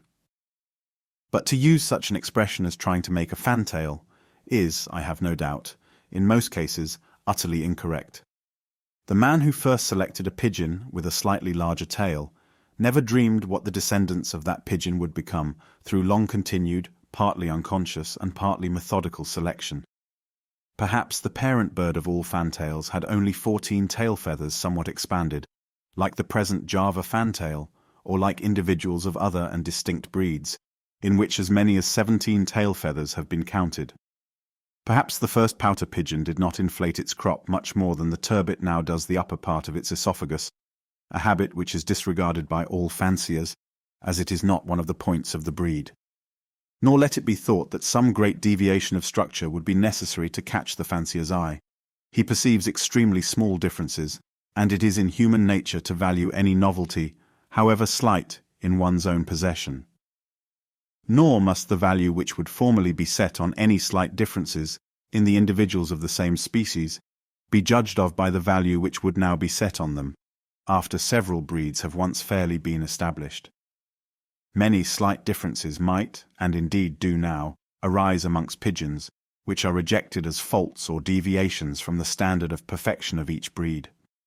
The common goose has not given rise to any marked varieties, hence the thulus and the common breed, which differ only in colour, that most fleeting of characters, have lately been exhibited as distinct at our poultry shows. I think these views further explain what has sometimes been noticed, namely that we know nothing about the origin or history of any of our domestic breeds, but in fact, a breed, like a dialect of a language, can hardly be said to have had a definite origin. A man preserves and breeds from an individual with some slight deviation of structure, or takes more care than usual in matching his best animals, and thus improves them, and the improved individuals slowly spread in the immediate neighbourhood. But as yet they will hardly have a distinct name, and from being only slightly valued, their history will be disregarded. When further improved by the same slow and gradual process, they will spread more widely and will get recognized as something distinct and valuable, and will then probably first receive a provincial name. In semi-civilized countries, with little free communication, the spreading and knowledge of any new subbreed will be a slow process. As soon as the points of value of the new subbreed are once fully acknowledged, the principle, as I have called it, of unconscious selection will always tend, perhaps more at one period than at another, as the breed rises or falls in fashion, perhaps more in one district than in another, according to the state of civilization of the inhabitants, slowly to add to the characteristic features of the breed, whatever they may be. But the chance will be infinitely small of any record having been preserved of such slow, varying, and insensible changes. I must now say a few words on the circumstances, favourable or the reverse to man's power of selection. A high degree of variability is obviously favourable, as freely giving the materials for selection to work on. Not that mere individual differences are not amply sufficient, with extreme care, to allow of the accumulation of a large amount of modification in almost any desired direction, but as variations manifestly useful or pleasing to man appear only occasionally, the chance of their appearance will be much increased by a large number of individuals being kept, and hence this comes to be of the highest importance to success. On this principle Marshall has remarked, with respect to the sheep of parts of Yorkshire, that as they generally belong to poor people and are mostly in small lots, they never can be improved. On the other hand, nurserymen, from raising large stocks of the same plants, are generally far more successful than amateurs in getting new and valuable varieties. The keeping of a large number of individuals of a species in any country requires that the species should be placed under favourable conditions of life so as to breed freely in that country. When the individuals of any species are scanty, all the individuals, whatever their quality may be, will generally be allowed to breed, and this will effectually prevent selection. But probably the most important point of all is that the animal or plant should be so highly useful to man, or so much valued by him, that the closest attention should be paid to even the slightest deviation in the qualities or structure of each individual. Unless such attention be paid, nothing can be effected. I have seen it gravely remarked that it was most fortunate that the strawberry began to vary just when gardeners began to attend closely to this plant. No doubt the strawberry had always varied since it was cultivated, but the slight varieties had been neglected. As soon, however, as gardeners picked out individual plants with slightly larger, earlier or better fruit, and raised seedlings from them, and again picked out the best seedlings and bred from them, then there appeared, aided by some crossing with distinct species, those many admirable varieties of the strawberry which have been raised during the last 30 or 40 years. In the case of animals with separate sexes, facility in preventing crosses is an important element of success in the formation of new races, at least in a country which is already stocked with other races. In this respect, enclosure of the land plays a part. Wandering savages or the inhabitants of open plains rarely possess more than one breed of the same species. Pigeons can be mated for life, and this is a great convenience to the fancier, for thus many races may be kept true, though mingled in the same aviary, and this circumstance must have largely favoured the improvement and formation of new breeds. Pigeons, I may add, can be propagated in great numbers and at a very quick rate, and inferior birds may be freely rejected, as when killed they serve for food. On the other hand, cats, from their nocturnal rambling habits, cannot be matched, and, although so much valued by women and children, we hardly ever see a distinct breed kept up. Such breeds as we do sometimes see are almost always imported from some other country, often from islands, although I do not doubt that some domestic animals vary less than others. Yet the rarity or absence of distinct breeds of the cat, the donkey, peacock, goose, etc., may be attributed in main part to selection not having been brought into play. In cats, from the difficulty in pairing them. In donkeys, from only a few being kept by poor people and little attention paid to their breeding. In peacocks, from not being very easily reared and a large stock not kept. In geese, from being valuable only for two purposes, food and feathers, and more especially from no pleasure having been felt in the display of distinct breeds. To sum up on the origin of our domestic races of animals and plants, I believe that the conditions of life, from their action on the reproductive system, are so far of the highest importance as causing variability. I do not believe that variability is an inherent and necessary contingency under all circumstances with all organic beings, as some authors have thought. The effects of variability are modified by various degrees of inheritance and of reversion.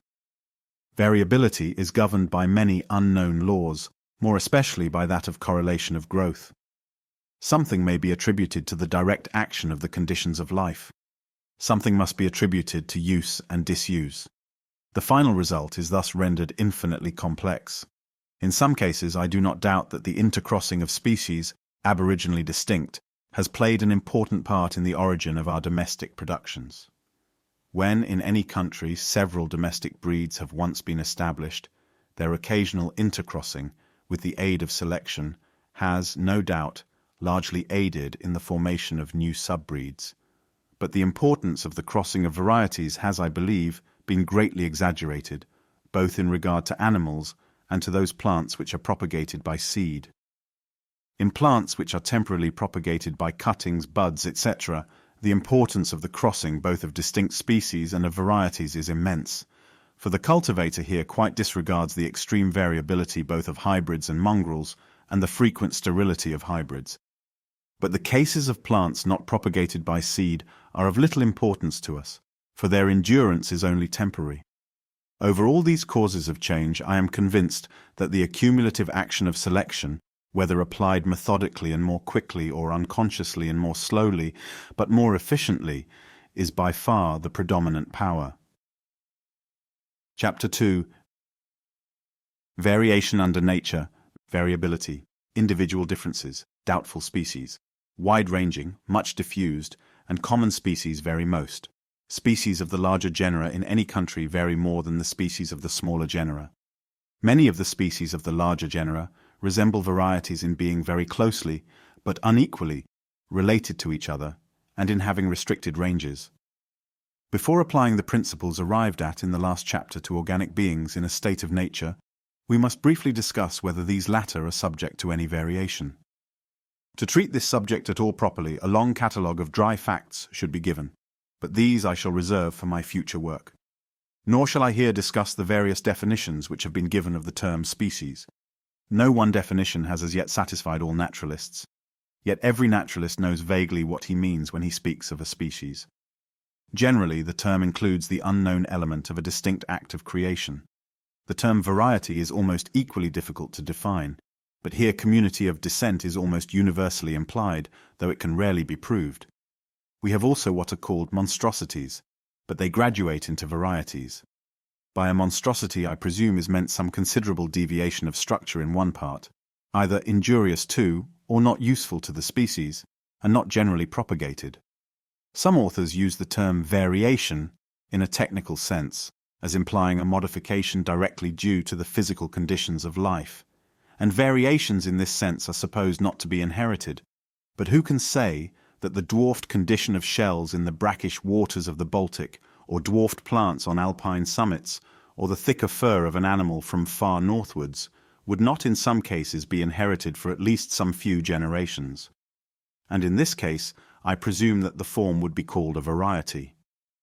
Again, we have many slight differences which may be called individual differences, such as are known frequently to appear in the offspring from the same parents, or which may be presumed to have thus arisen from being frequently observed in the individuals of the same species inhabiting the same confined locality. No one supposes that all the individuals of the same species are cast in the very same mould. These individual differences are highly important for us, as they afford materials for natural selection to accumulate, in the same manner as man can accumulate in any given direction individual differences in his domesticated productions.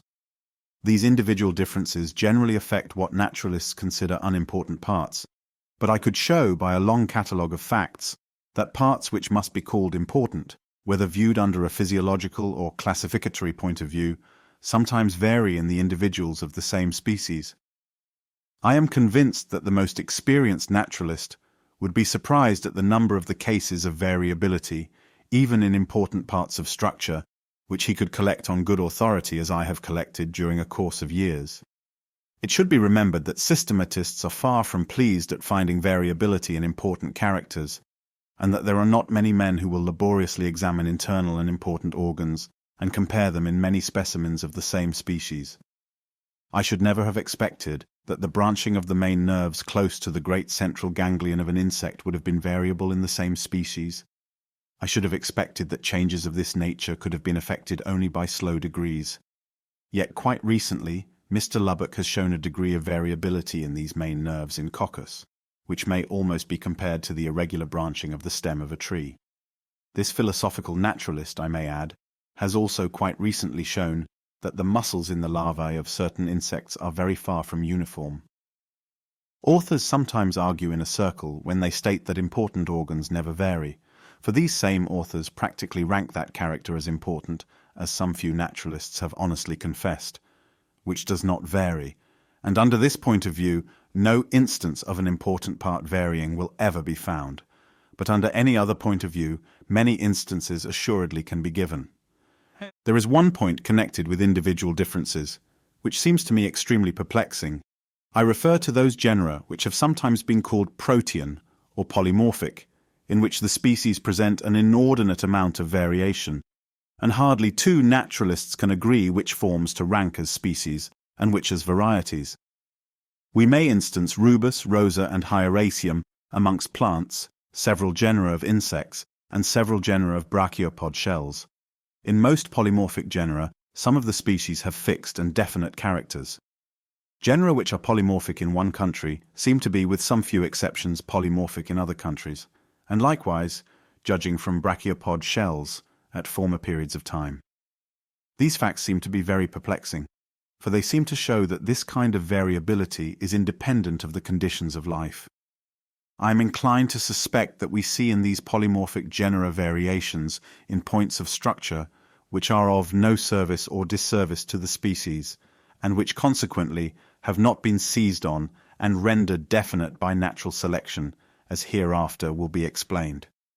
Those forms which possess in some considerable degree the character of species, but which are so closely similar to some other forms, or are so closely linked to them by intermediate gradations, that naturalists do not like to rank them as distinct species, are in several respects the most important for us. We have every reason to believe that many of these doubtful and closely allied forms have permanently retained their characters in their own country for a long time, for as long as far as we know as have good and true species. Practically, when a naturalist can unite two forms together by others having intermediate characters, he treats the one as a variety of the other, ranking the most common, but sometimes the one first described as the species and the other as the variety. But cases of great difficulty, which I will not here enumerate, sometimes occur in deciding whether or not to rank one form as a variety of another, even when they are closely connected by intermediate links. Nor will the commonly assumed hybrid nature of the intermediate links always remove the difficulty.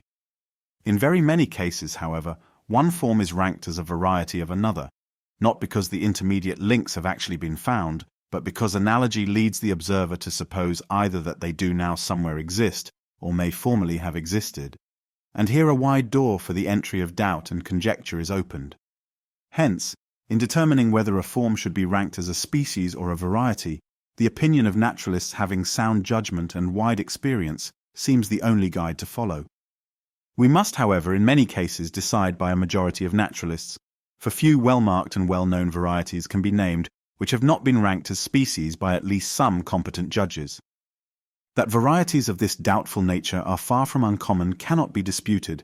Compare the several floras of Great Britain, of France, or of the United States, drawn up by different botanists, and see what a surprising number of forms have been ranked by one botanist as good species, and by another as mere varieties. Mr. H. C. Watson, to whom I lie under deep obligation for assistance of all kinds, has marked for me 182 British plants, which are generally considered as varieties, but which have all been ranked by botanists as species.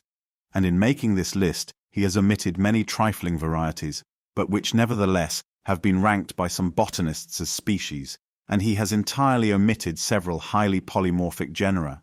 Under genera, including the most polymorphic forms, Mr. Babington gives 251 species, whereas Mr. Bentham gives only 112, a difference of 139 doubtful forms.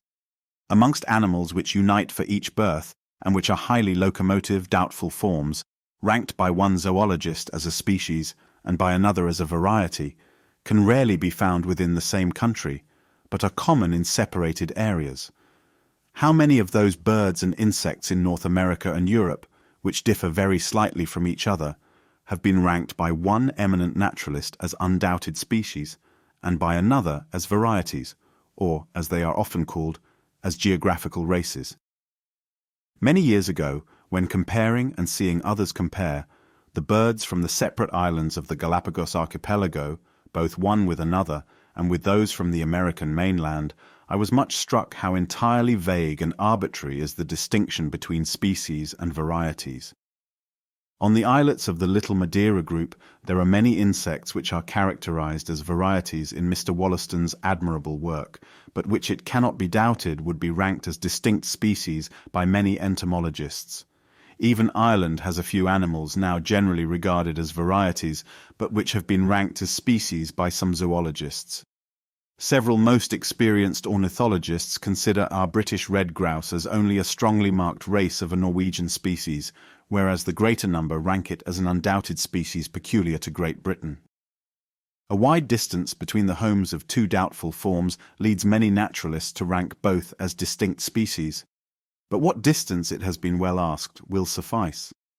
If that between America and Europe is ample, will that between the continent and the Azores, or Madeira, or the Canaries, or Ireland be sufficient? It must be admitted that many forms, considered by highly competent judges as varieties, have so perfectly the character of species that they are ranked by other highly competent judges as good and true species. But to discuss whether they are rightly called species or varieties, before any definition of these terms has been generally accepted, is vainly to beat the air. Many of the cases of strongly marked varieties or doubtful species well deserve consideration. for several interesting lines of argument, from geographical distribution, analogical variation, hybridism, etc., have been brought to bear on the attempt to determine their rank. I will here give only a single instance, the well-known one of the primrose and cowslip, or Primula veris and elacia. These plants differ considerably in appearance. They have a different flavor and emit a different odor. They flower at slightly different periods. They grow in somewhat different stations. They ascend mountains to different heights. They have different geographical ranges. And lastly, according to very numerous experiments made during several years by that most careful observer Gertner, they can be crossed only with much difficulty. We could hardly wish for better evidence of the two forms being specifically distinct. On the other hand, they are united by many intermediate links, and it is very doubtful whether these links are hybrids, and there is, as it seems to me, an overwhelming amount of experimental evidence showing that they descend from common parents and consequently must be ranked as varieties. Close investigation in most cases will bring naturalists to an agreement how to rank doubtful forms. Yet it must be confessed that it is in the best-known countries that we find the greatest number of forms of doubtful value. I have been struck with the fact that if any animal or plant in a state of nature be highly useful to man, or from any cause closely attract his attention, varieties of it will almost universally be found recorded. These varieties, moreover, will be often ranked by some authors as species. Look at the common oak, how closely it has been studied, yet a German author makes more than a dozen species out of forms, which are very generally considered as varieties. And in this country, the highest botanical authorities and practical men can be quoted to show that the sessile and pedunculated oaks are either good and distinct species or mere varieties.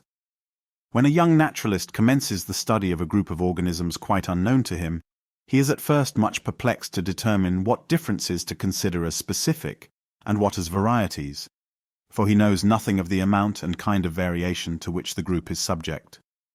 And this shows at least how very generally there is some variation. But if he confine his attention to one class within one country, he will soon make up his mind how to rank most of the doubtful forms. His general tendency will be to make many species, for he will become impressed, just like the pigeon or poultry fancier before alluded to, with the amount of difference in the forms which he is continually studying. And he has little general knowledge of analogical variation in other groups and in other countries, by which to correct his first impressions. As he extends the range of his observations, he will meet with more cases of difficulty, for he will encounter a greater number of closely allied forms. But if his observations be widely extended, he will in the end generally be enabled to make up his own mind which to call varieties and which species, but he will succeed in this at the expense of admitting much variation, and the truth of this admission will often be disputed by other naturalists. When, moreover, he comes to study allied forms brought from countries not now continuous, in which case he can hardly hope to find the intermediate links between his doubtful forms, he will have to trust almost entirely to analogy, and his difficulties will rise to a climax. Certainly no clear line of demarcation has as yet been drawn between species and subspecies, that is, the forms which in the opinion of some naturalists come very near to, but do not quite arrive at the rank of species, or again, between subspecies and well-marked varieties, or between lesser varieties and individual differences. These differences blend into each other in an insensible series, and a series impresses the mind with the idea of an actual passage. Hence I look at individual differences, though of small interest to the systematist, as of high importance for us, as being the first step towards such slight varieties as are barely thought worth recording in works on natural history. And I look at varieties which are in any degree more distinct and permanent, as steps leading to more strongly marked and more permanent varieties, and at these latter as leading to subspecies and to species. The passage from one stage of difference to another and higher stage may be in some cases due merely to the long-continued action of different physical conditions in two different regions. But I have not much faith in this view, and I attribute the passage of a variety from a state in which it differs very slightly from its parent to one in which it differs more, to the action of natural selection in accumulating, as will hereafter be more fully explained, differences of structure in certain definite directions. Hence I believe a well-marked variety may be justly called an incipient species, But whether this belief be justifiable must be judged of by the general weight of the several facts and views given throughout this work. It need not be supposed that all varieties or incipient species necessarily attain the rank of species. They may, whilst in this incipient state, become extinct, or they may endure as varieties for very long periods, as has been shown to be the case by Mr. Wollaston with the varieties of certain fossil land shells in Madeira. If a variety were to flourish so as to exceed in numbers the parent species, it would then rank as the species, and the species as the variety. Or it might come to supplant and exterminate the parent species, or both might coexist, and both rank as independent species. But we shall hereafter have to return to this subject. From these remarks it will be seen that I look at the term species as one arbitrarily given for the sake of convenience to a set of individuals closely resembling each other, and that it does not essentially differ from the term variety, which is given to less distinct and more fluctuating forms. The term variety, again, in comparison with mere individual differences, is also applied arbitrarily and for mere convenience sake. Guided by theoretical considerations, I thought that some interesting results might be obtained in regard to the nature and relations of the species which vary most, by tabulating all the varieties in several well-worked floras. At first this seemed a simple task, but Mr. H.C. Watson, to whom I am much indebted for valuable advice and assistance on this subject, soon convinced me that there were many difficulties, as did subsequently Dr. Hooker, even in stronger terms. I shall reserve for my future work the discussion of these difficulties, and the tables themselves of the proportional numbers of the varying species. Dr. Hooker permits me to add that after having carefully read my manuscript and examined the tables, he thinks that the following statements are fairly well established. The whole subject, however, treated as it necessarily here is with much brevity, is rather perplexing, and allusions cannot be avoided to the struggle for existence, divergence of character, and other questions hereafter to be discussed. Alphabet de Candolle and others have shown that plants which have very wide ranges generally present varieties, and this might have been expected as they become exposed to diverse physical conditions and as they come into competition, which, as we shall hereafter see, is a far more important circumstance, with different sets of organic beings. But my tables further show that in any limited country, the species which are most common, that is, abound most in individuals, and the species which are most widely diffused within their own country, and this is a different consideration from wide range, and to a certain extent from commonness, often give rise to varieties sufficiently well marked to have been recorded in botanical works. Hence it is the most flourishing, or as they may be called, the dominant species, those which range widely over the world, are the most diffused in their own country, and are the most numerous in individuals, which oftenest produce well-marked varieties, or, as I consider them, incipient species. And this, perhaps, might have been anticipated. For as varieties, in order to become in any degree permanent, necessarily have to struggle with the other inhabitants of the country, the species which are already dominant will be the most likely to yield offspring which, though in some slight degree modified, will still inherit those advantages that enabled their parents to become dominant over their compatriots. If the plants inhabiting a country and described in any flora be divided into two equal masses, all those in the larger genera being placed on one side, and all those in the smaller genera on the other side, a somewhat larger number of the very common and much diffused or dominant species will be found on the side of the larger genera.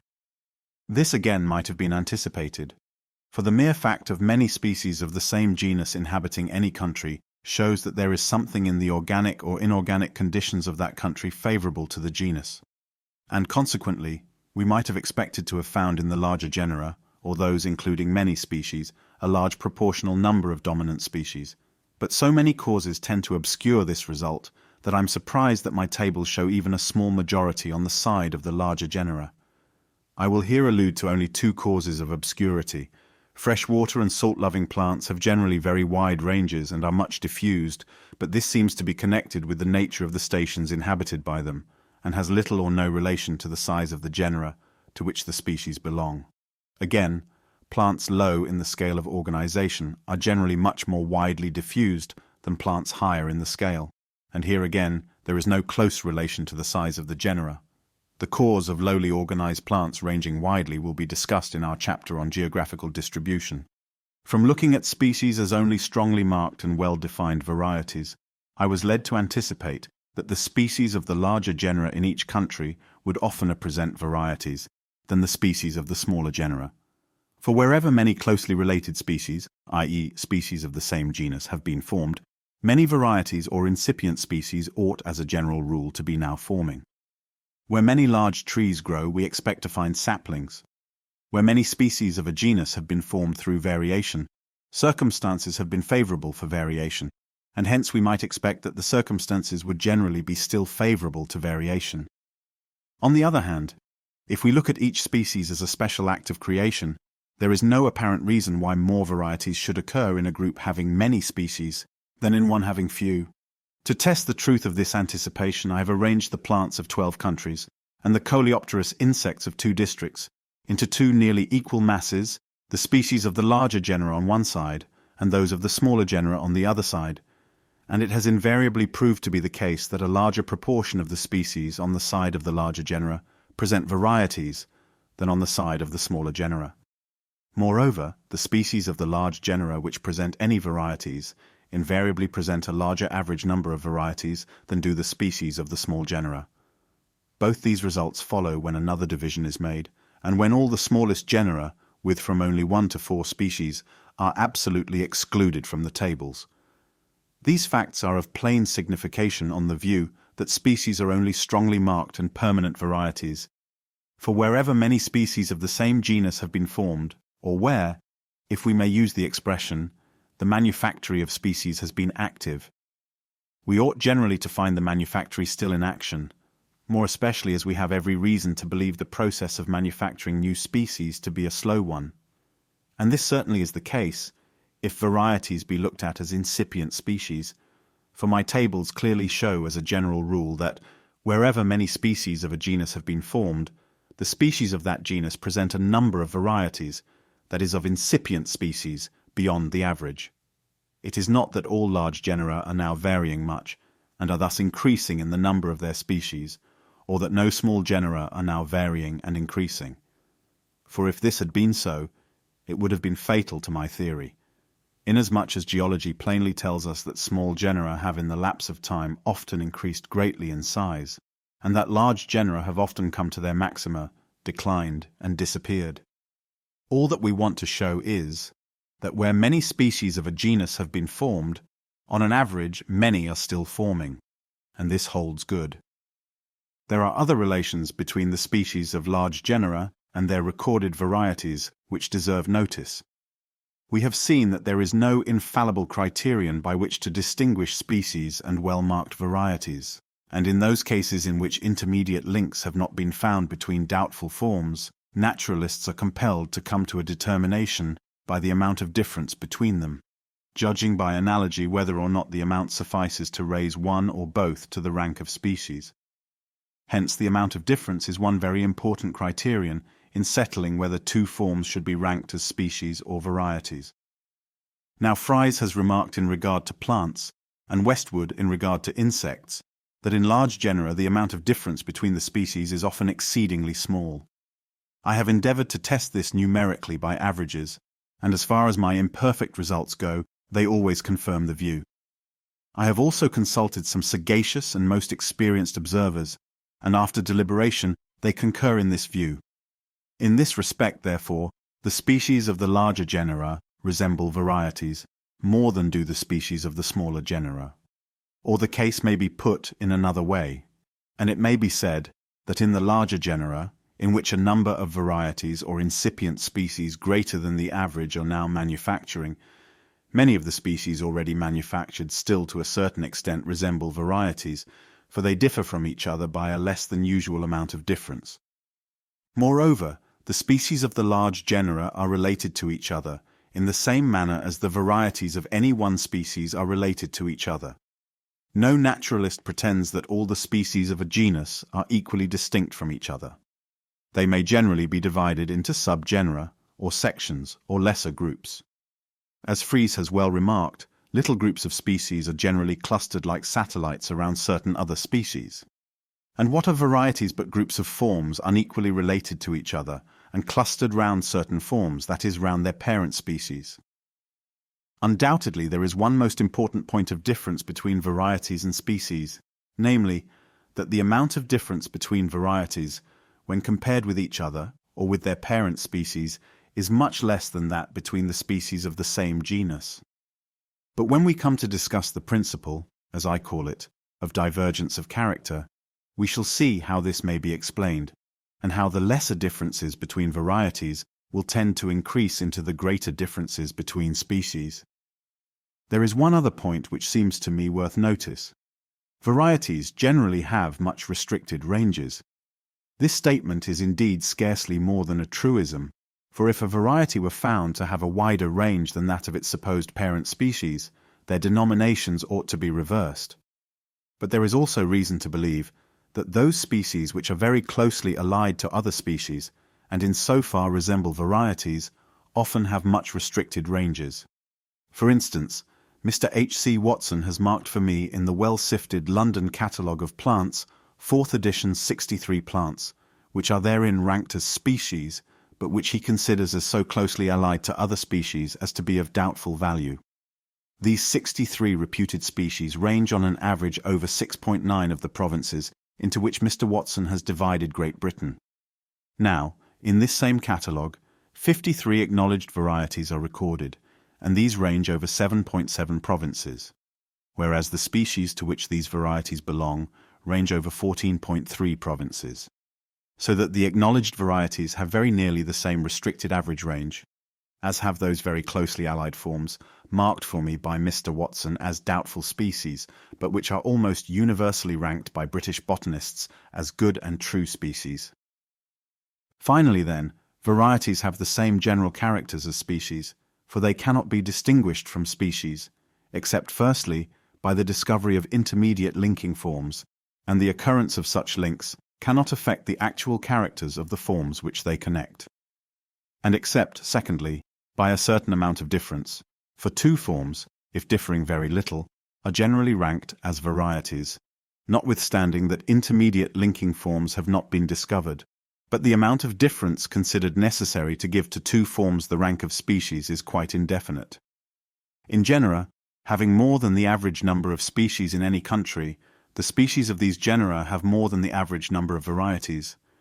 In large genera, the species are apt to be closely, but unequally, allied together, forming little clusters round certain species. Species very closely allied to other species apparently have restricted ranges.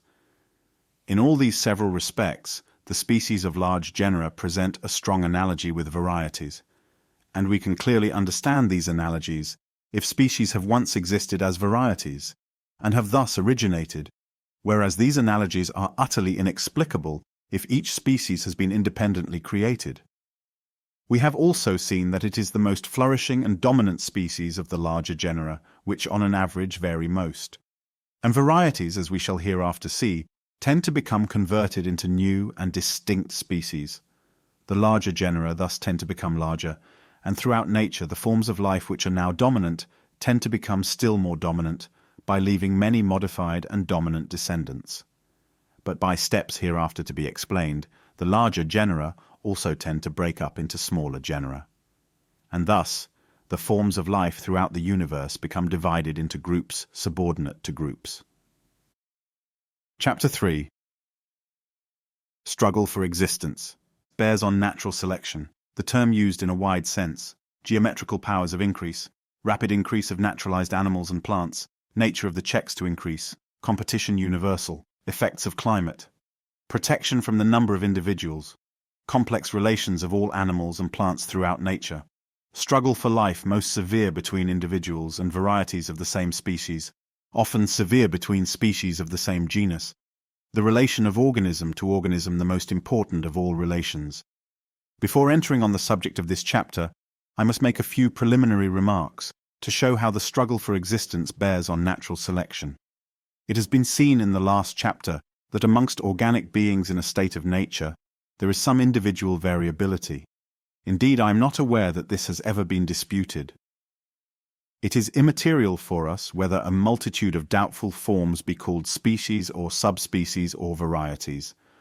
What rank, for instance, the 200 or 300 doubtful forms of British plants are entitled to hold if the existence of any well-marked varieties be admitted?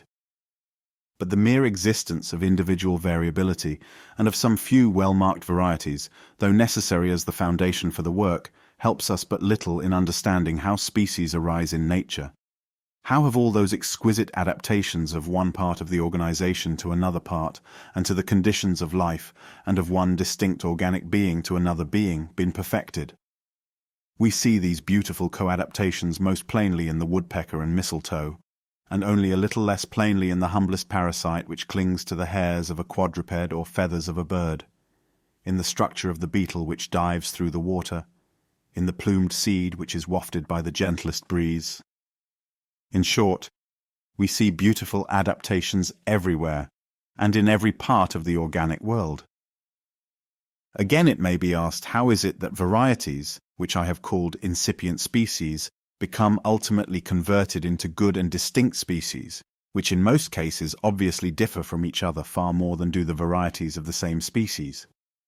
How do those groups of species, which constitute what are called distinct genera, and which differ from each other more than do the species of the same genus, arise? All these results, as we shall more fully see in the next chapter, follow inevitably from the struggle for life. Owing to this struggle for life, any variation, however slight and from whatever cause proceeding, if it be in any degree profitable to an individual of any species in its infinitely complex relations to other organic beings and to external nature, will tend to the preservation of that individual, and will generally be inherited by its offspring. The offspring also will thus have a better chance of surviving, for of the many individuals of any species which are periodically born, but a small number can survive. I have called this principle, by which each slight variation, if useful, is preserved, by the term of natural selection, in order to mark its relation to man's power of selection. We have seen that man by selection can certainly produce great results, and can adapt organic beings to his own uses, through the accumulation of slight but useful variations given to him by the hand of nature. But natural selection, as we shall hereafter see, is a power incessantly ready for action, and is as immeasurably superior to man's feeble efforts as the works of nature are to those of art. We will now discuss in a little more detail the struggle for existence. In my future work this subject shall be treated, as it well deserves, at much greater length.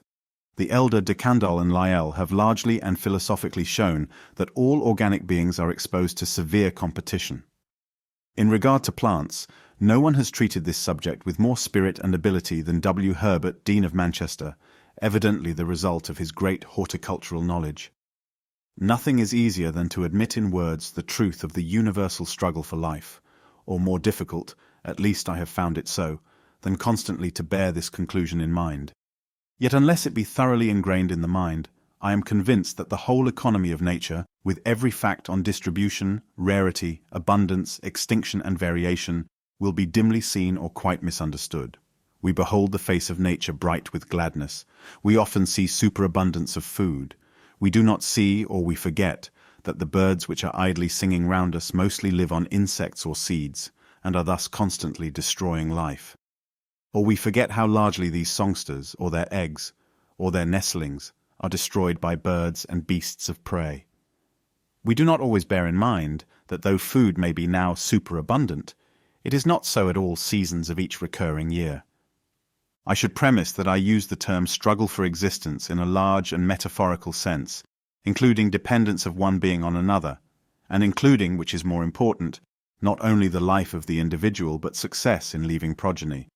Two canine animals in a time of dearth may be truly said to struggle with each other which shall get food and live. But a plant on the edge of a desert is said to struggle for life against the drought, though more properly it should be said to be dependent on the moisture. A plant which annually produces 1,000 seeds, of which on an average only one comes to maturity, may be more truly said to struggle with the plants of the same and other kinds which already clothe the ground. The mistletoe is dependent on the apple and a few other trees, but can only in a far-fetched sense be said to struggle with these trees, for if too many of these parasites grow on the same tree, it will languish and die. But several seedling mistletoes, growing close together on the same branch, may more truly be said to struggle with each other. As the mistletoe is disseminated by birds, its existence depends on birds, and it may metaphorically be said to struggle with other fruit-bearing plants in order to tempt birds to devour and thus disseminate its seeds rather than those of other plants.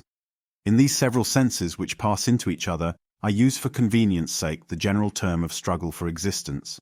A struggle for existence inevitably follows from the high rate at which all organic beings tend to increase.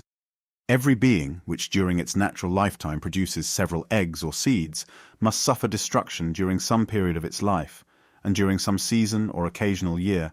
Otherwise, on the principle of geometrical increase, its numbers would quickly become so inordinately great that no country could support the product.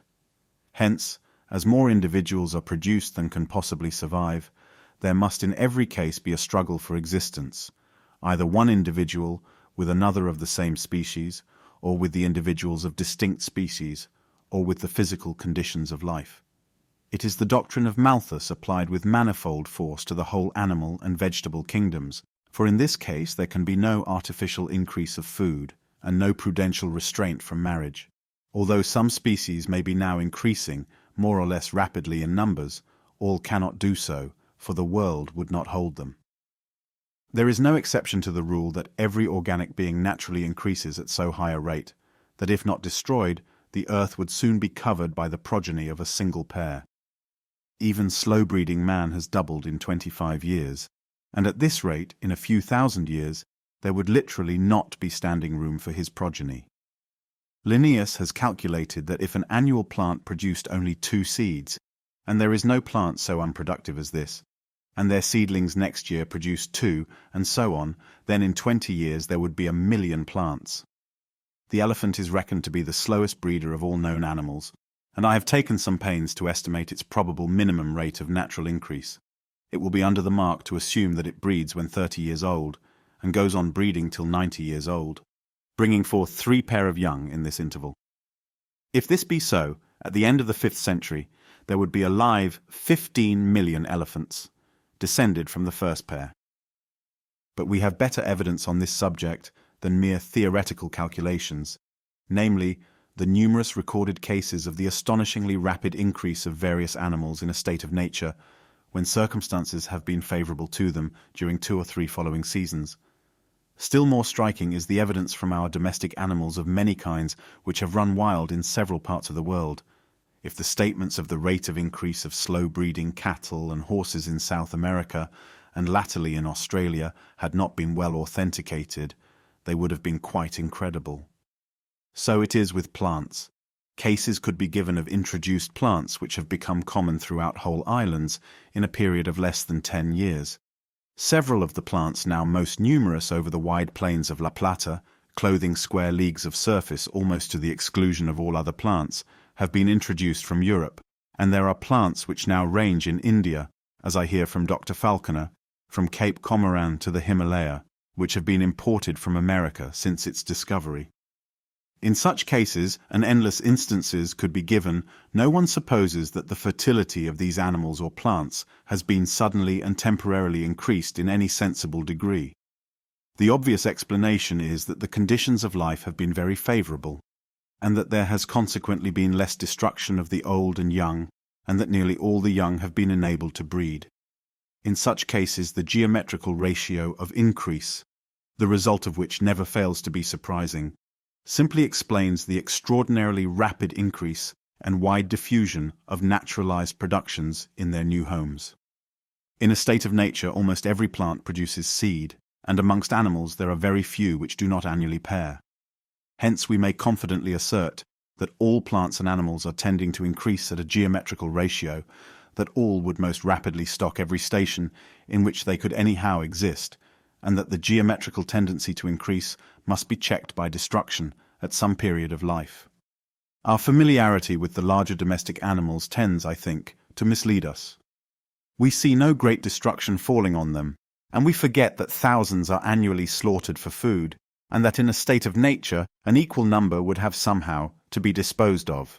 The only difference between organisms which annually produce eggs or seeds by the thousand and those which produce extremely few is that the slow breeders would require a few more years to people, under favorable conditions, a whole district, let it be ever so large. The condor lays a couple of eggs and the ostrich a score, and yet in the same country the condor may be the more numerous of the two. The fulmar petrel lays but one egg, yet it is believed to be the most numerous bird in the world. One fly deposits hundreds of eggs, and another, like the hippobosca, a single one. But this difference does not determine how many individuals of the two species can be supported in a district. A large number of eggs is of some importance to those species, which depend on a rapidly fluctuating amount of food, for it allows them rapidly to increase in number. But the real importance of a large number of eggs or seeds is to make up for much destruction at some period of life, and this period in the great majority of cases is an early one. If an animal can in any way protect its own eggs or young, a small number may be produced, and yet the average stock be fully kept up. But if many eggs or young are destroyed, many must be produced, or the species will become extinct. It would suffice to keep up the full number of a tree, which lived on an average for 1,000 years, if a single seed were produced once in 1,000 years, supposing that this seed were never destroyed, and could be ensured to germinate in a fitting place. So that in all cases the average number of any animal or plant depends only indirectly on the number of its eggs or seeds. In looking at nature, it is most necessary to keep the foregoing considerations always in mind, never to forget that every single organic being around us may be said to be striving to the utmost to increase in numbers, that each lives by a struggle at some period of its life, that heavy destruction inevitably falls either on the young or old during each generation or at recurrent intervals.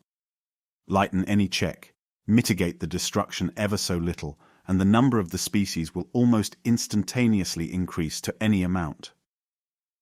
The face of nature may be compared to a yielding surface, with 10,000 sharp wedges packed close together and driven inwards by incessant blows, sometimes one wedge being struck and then another with greater force. What checks the natural tendency of each species to increase in number is most obscure. Look at the most vigorous species. By as much as it swarms in numbers, by so much will its tendency to increase be still further increased. We know not exactly what the checks are in even one single instance, nor will this surprise anyone who reflects how ignorant we are on this head, even in regard to mankind, so incomparably better known than any other animal. This subject has been ably treated by several authors, and I shall, in my future work, discuss some of the checks at considerable length, more especially in regard to the feral animals of South America.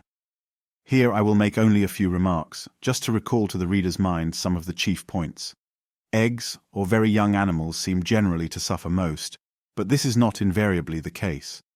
With plants there is a vast destruction of seeds, but from some observations which I have made, I believe that it is the seedlings which suffer most from germinating in ground already thickly stocked with other plants.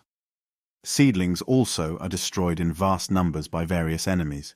For instance, on a piece of ground 3 feet long and 2 wide, dug and cleared, and where there could be no choking from other plants, I marked all the seedlings of our native weeds as they came up, and out of the 357, no less than 295 were destroyed, chiefly by slugs and insects. If turf, which has long been mown, and the case would be the same with turf closely browsed by quadrupeds, be let to grow, the more vigorous plants gradually kill the less vigorous, though fully grown, plants.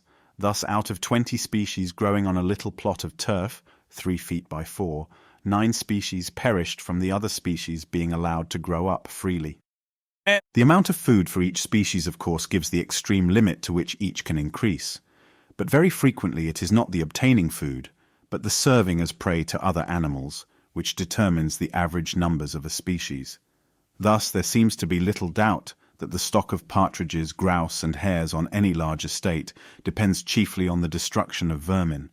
If not one head of game were shot during the next 20 years in England, and at the same time, if no vermin were destroyed, there would in all probability be less game than at present, although hundreds of thousands of game animals are now annually killed.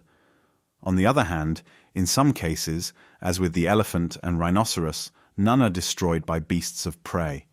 Even the tiger in India most rarely dares to attack a young elephant protected by its dam. Climate plays an important part in determining the average numbers of a species, and periodical seasons of extreme cold or drought I believe to be the most effective of all checks. I estimated that the winter of 1854 to 55 destroyed 4/5 of the birds in my own grounds, and this is a tremendous destruction when we remember that 10% is an extraordinarily severe mortality from epidemics with man. The action of climate seems at first sight to be quite independent of the struggle for existence. But insofar as climate chiefly acts in reducing food, it brings on the most severe struggle between the individuals, whether of the same or of distinct species, which subsist on the same kind of food. Even when climate, for instance extreme cold, acts directly, it will be the least vigorous, or those which have got least food through the advancing winter, which will suffer most. When we travel from south to north, or from a damp region to a dry, we invariably see some species gradually getting rarer, and finally disappearing. And the change of climate being conspicuous, we are tempted to attribute the whole effect to its direct action. But this is a very false view. We forget that each species, even where it most abounds, is constantly suffering enormous destruction at some period of its life, from enemies or from competitors for the same place and food.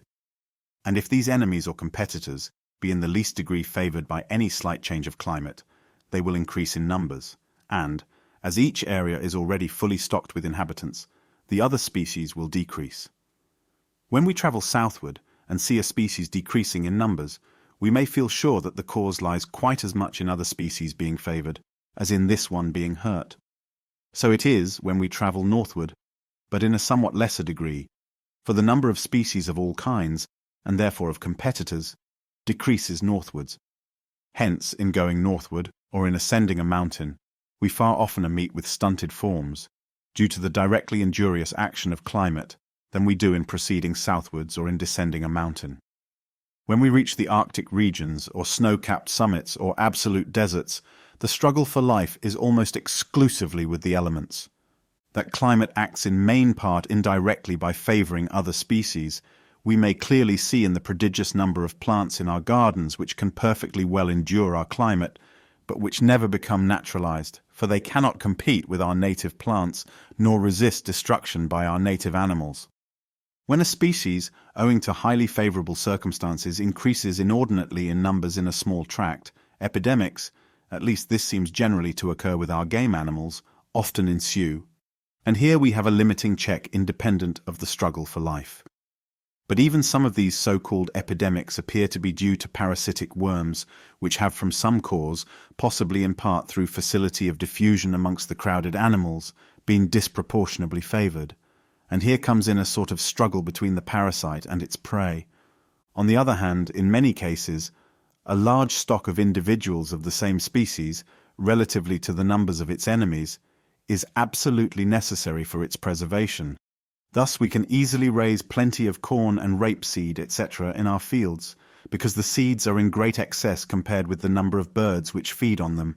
Nor can the birds, though having a superabundance of food at this one season, increase in number proportionally to the supply of seed, as their numbers are checked during winter.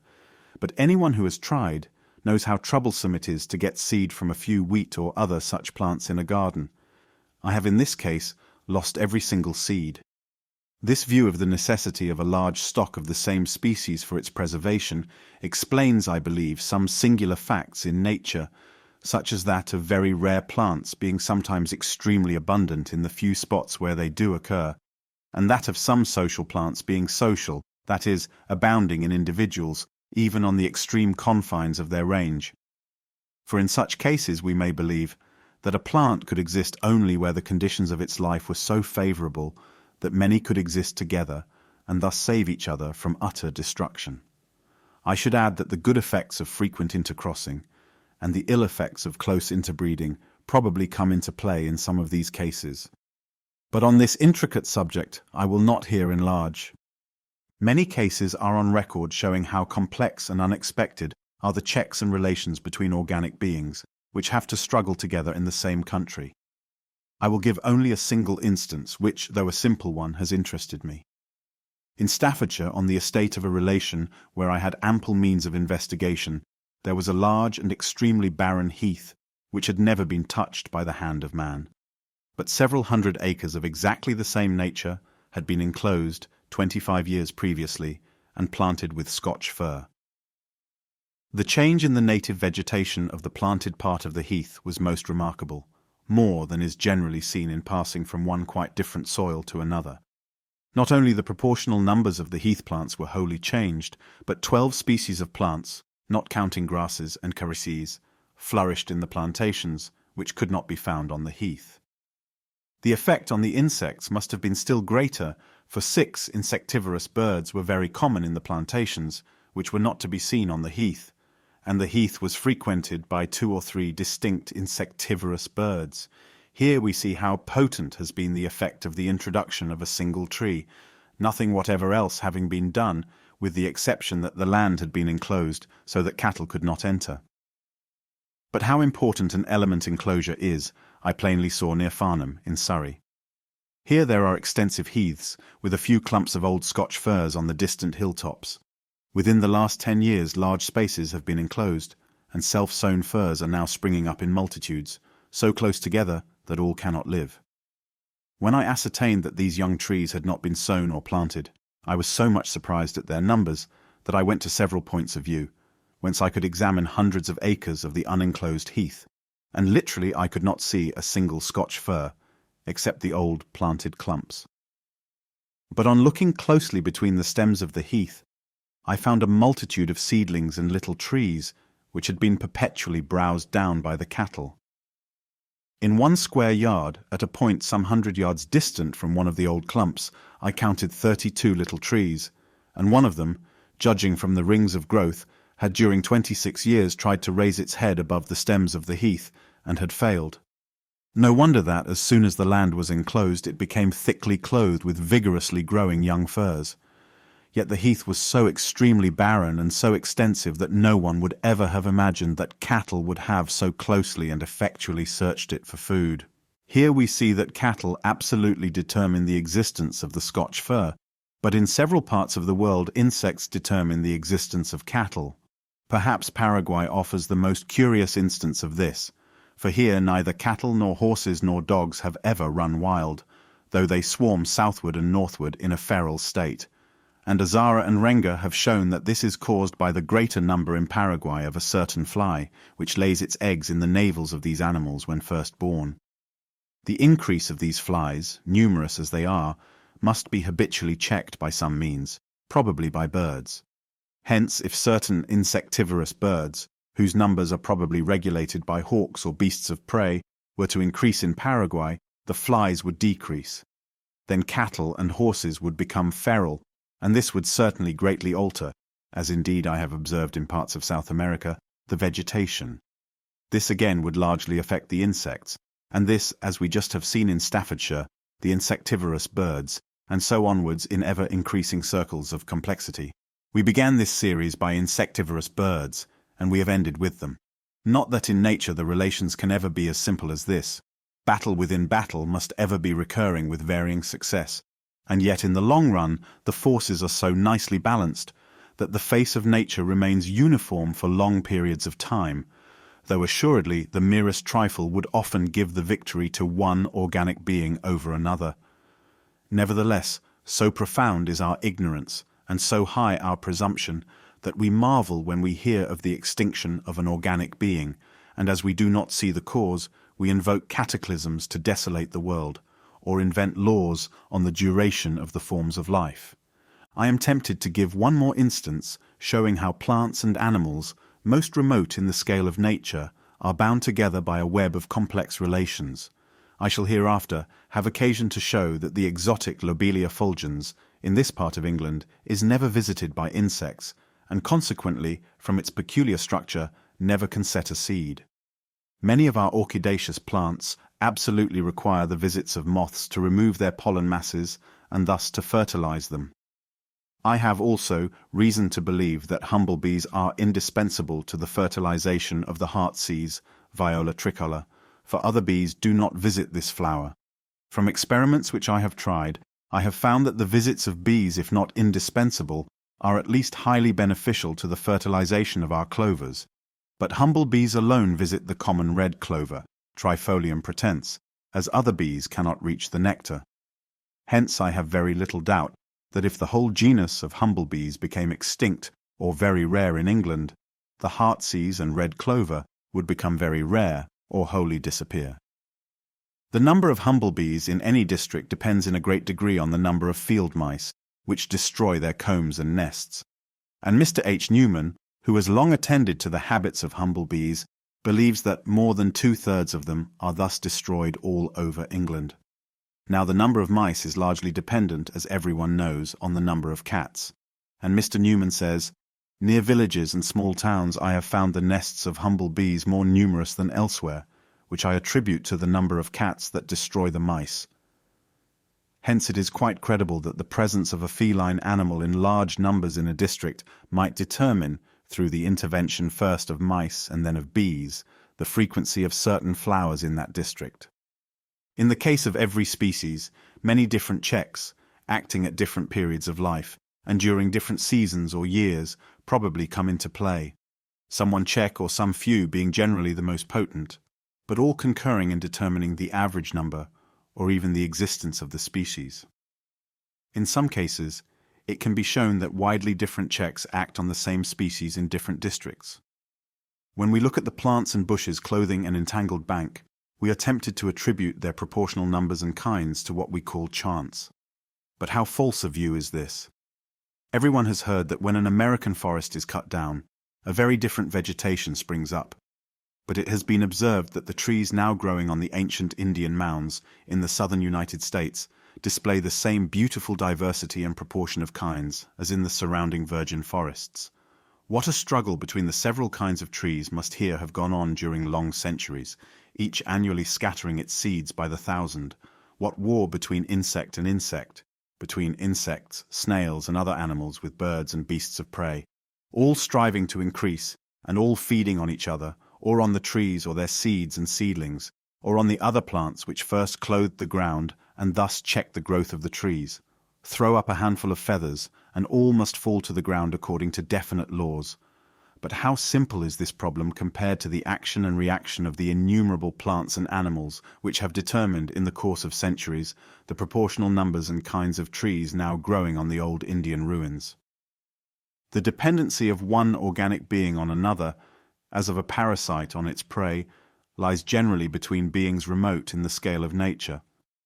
This is often the case with those which may strictly be said to struggle with each other for existence, as in the case of locusts and grass-feeding quadrupeds. But the struggle almost invariably will be most severe between the individuals of the same species, for they frequent the same districts, require the same food, and are exposed to the same dangers. In the case of varieties of the same species, the struggle will generally be almost equally severe, and we sometimes see the contest soon decided. For instance, if several varieties of wheat be sown together, and the mixed seed be resown, some of the varieties which best suit the soil or climate, or are naturally the most fertile, will beat the others and so yield more seed, and will consequently in a few years quite supplant the other varieties. To keep up a mixed stock of even such extremely close varieties as the variously coloured sweet peas, they must be each year harvested separately, and the seed then mixed in due proportion, otherwise the weaker kinds will steadily decrease in numbers and disappear. So again with the varieties of sheep. It has been asserted that certain mountain varieties will starve out other mountain varieties so that they cannot be kept together. The same result has followed from keeping together different varieties of the medicinal leech.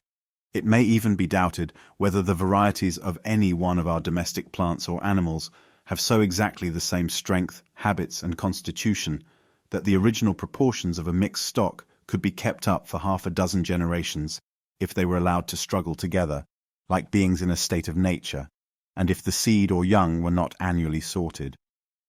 As species of the same genus have usually, though by no means invariably, some similarity in habits and constitution, and always in structure, the struggle will generally be more severe between species of the same genus when they come into competition with each other than between species of distinct genera. We see this in the recent extension over parts of the United States of one species of swallow having caused the decrease of another species. The recent increase of the missel thrush in parts of Scotland has caused the decrease of the song thrush. How frequently we hear of one species of rat taking the place of another species under the most different climates. In Russia, the small Asiatic cockroach has everywhere driven before it its great congener. One species of charlock will supplant another, and so in other cases.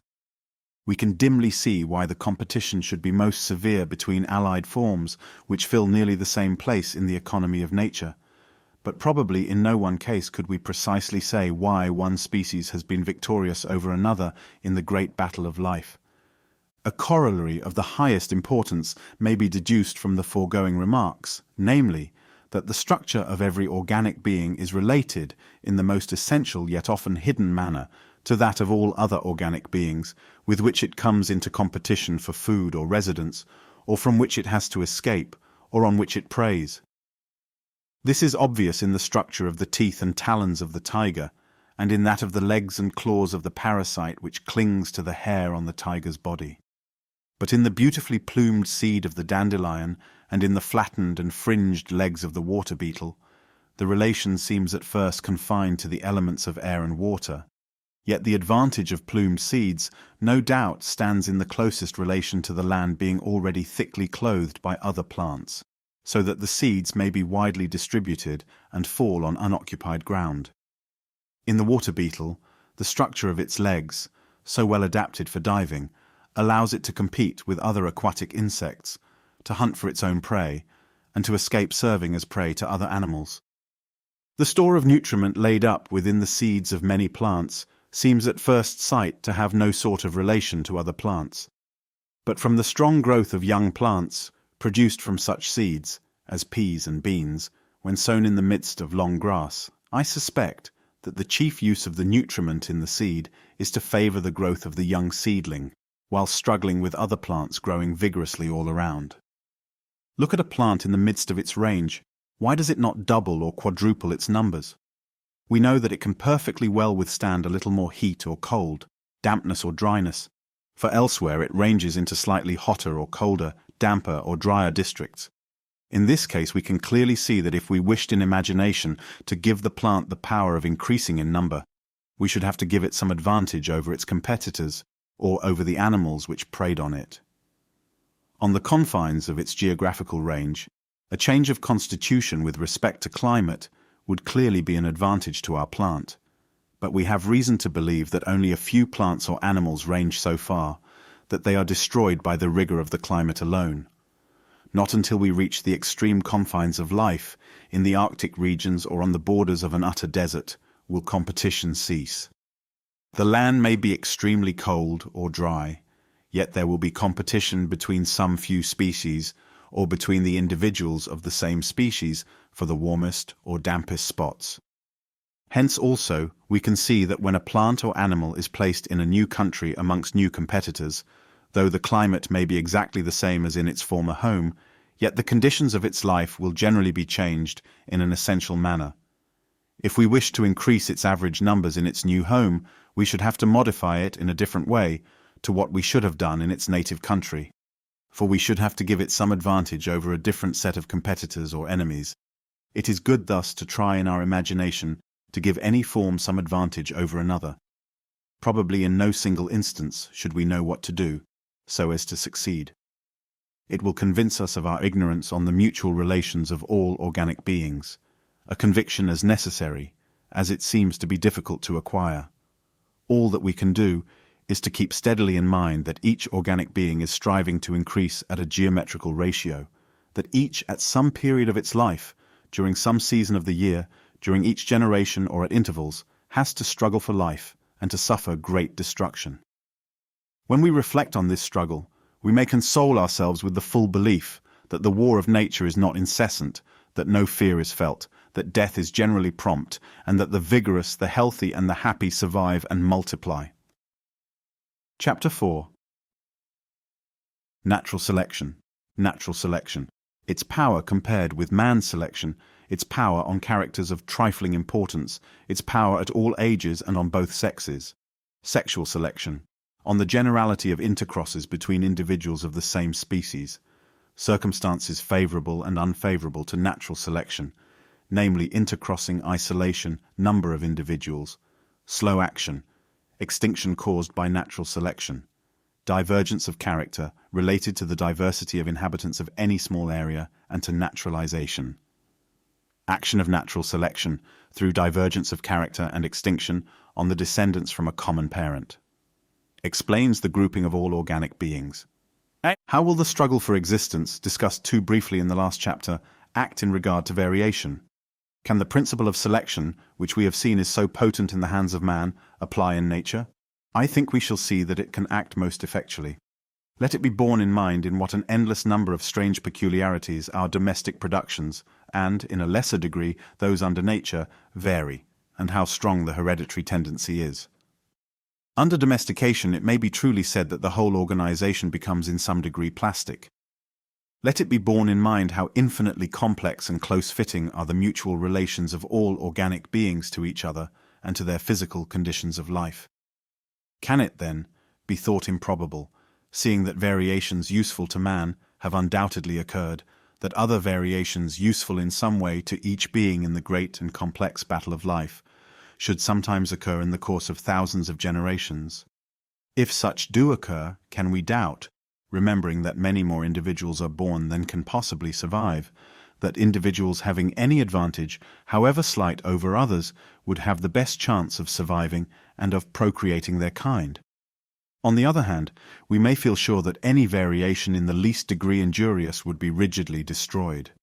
This preservation of favorable variations and the rejection of injurious variations I call natural selection. Variations neither useful nor injurious would not be affected by natural selection and would be left a fluctuating element, as perhaps we see in the species called polymorphic.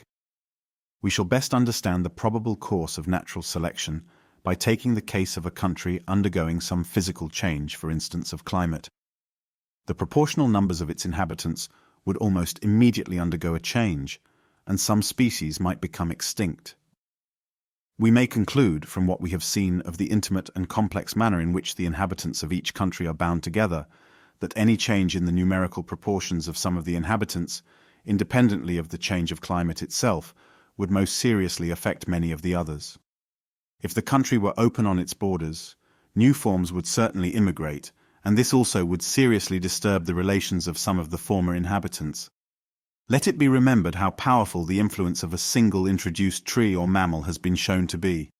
But in the case of an island or of a country partly surrounded by barriers, into which new and better adapted forms could not freely enter, we should then have places in the economy of nature which would assuredly be better filled up, if some of the original inhabitants were in some manner modified. For, had the area been open to immigration, these same places would have been seized on by intruders. In such case, every slight modification which in the course of ages chanced to arise, and which in any way favored the individuals of any of the species, by better adapting them to their altered conditions, would tend to be preserved, and natural selection would thus have free scope for the work of improvement. We have reason to believe, as stated in the first chapter, that a change in the conditions of life, by specially acting on the reproductive system, causes or increases variability, and in the foregoing case the conditions of life are supposed to have undergone a change, and this would manifestly be favorable to natural selection by giving a better chance of profitable variations occurring. And unless profitable variations do occur, natural selection can do nothing. Not that, as I believe, any extreme amount of variability is necessary, as man can certainly produce great results by adding up in any given direction mere individual differences, so could nature, but far more easily from having incomparably longer time at her disposal. Nor do I believe that any great physical change, as of climate, or any unusual degree of isolation to check immigration, is actually necessary to produce new and unoccupied places for natural selection to fill up by modifying and improving some of the varying inhabitants. For as all the inhabitants of each country are struggling together with nicely balanced forces, extremely slight modifications in the structure or habits of one inhabitant would often give it an advantage over others, and still further modifications of the same kind would often still further increase the advantage. No country can be named in which all the native inhabitants are now so perfectly adapted to each other and to the physical conditions under which they live, that none of them could anyhow be improved. For in all countries, the natives have been so far conquered by naturalized productions that they have allowed foreigners to take firm possession of the land. And as foreigners have thus everywhere beaten some of the natives, we may safely conclude that the natives might have been modified with advantage so as to have better resisted such intruders. As man can produce, and certainly has produced a great result by his methodical and unconscious means of selection, what may not nature effect? Man can act only on external and visible characters. Nature cares nothing for appearances, except in so far as they may be useful to any being. She can act on every internal organ, on every shade of constitutional difference, on the whole machinery of life. Man selects only for his own good, nature only for that of the being which she tends. Every selected character is fully exercised by her, and the being is placed under well-suited conditions of life. Man keeps the natives of many climates in the same country. He seldom exercises each selected character in some peculiar and fitting manner. He feeds a long and a short-beaked pigeon on the same food. He does not exercise a long-backed or long-legged quadruped in any peculiar manner. He exposes sheep with long and short wool to the same climate. He does not allow the most vigorous males to struggle for the females. He does not rigidly destroy all inferior animals, but protects during each varying season, as far as lies in his power, all his productions. He often begins his selection by some half-monstrous form, or at least by some modification prominent enough to catch his eye, or to be plainly useful to him. Under nature, the slightest difference of structure or constitution may well turn the nicely balanced scale in the struggle for life, and so be preserved. How fleeting are the wishes and efforts of man, how short his time, and consequently how poor will his products be compared with those accumulated by nature during whole geological periods. Can we wonder, then, that nature's productions should be far truer in character than man's productions, that they should be infinitely better adapted to the most complex conditions of life, and should plainly bear the stamp of far higher workmanship?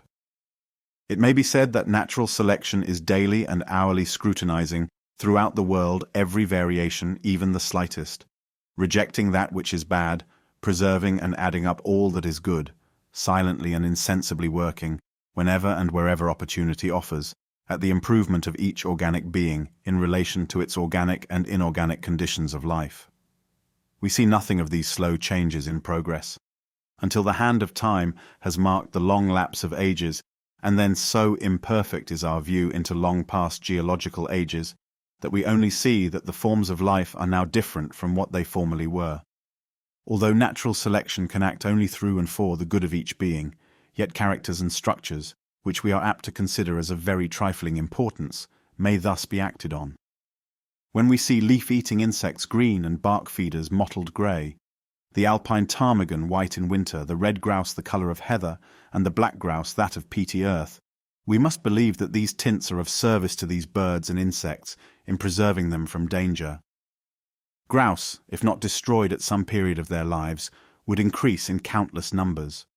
They are known to suffer largely from birds of prey, and hawks are guided by eyesight to their prey, so much so that on parts of the continent persons are warned not to keep white pigeons, as being the most liable to destruction.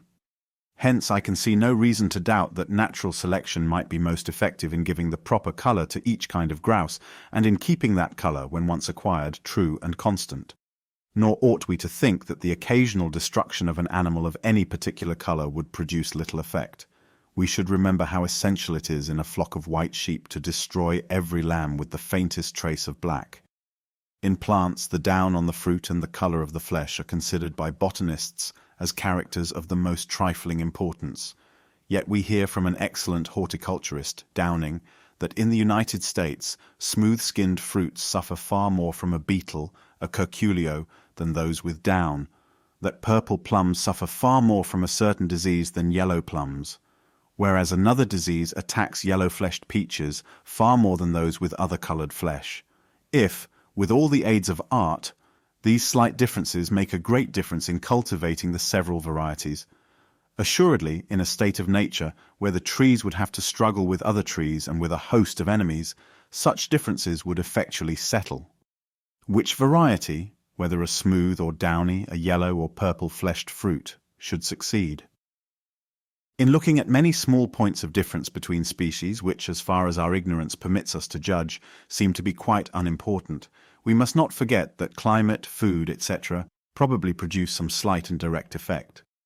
It is, however, far more necessary to bear in mind that there are many unknown laws of correlation of growth, which, when one part of the organization is modified through variation, and the modifications are accumulated by natural selection for the good of the being, will cause other modifications, often of the most unexpected nature. As we see that those variations which under domestication appear at any particular period of life tend to reappear in the offspring at the same period, for instance, in the seeds of the many varieties of our culinary and agricultural plants, in the caterpillar and cocoon stages of the varieties of the silkworm, in the eggs of poultry and in the color of the down of their chickens, in the horns of our sheep and cattle when nearly adult.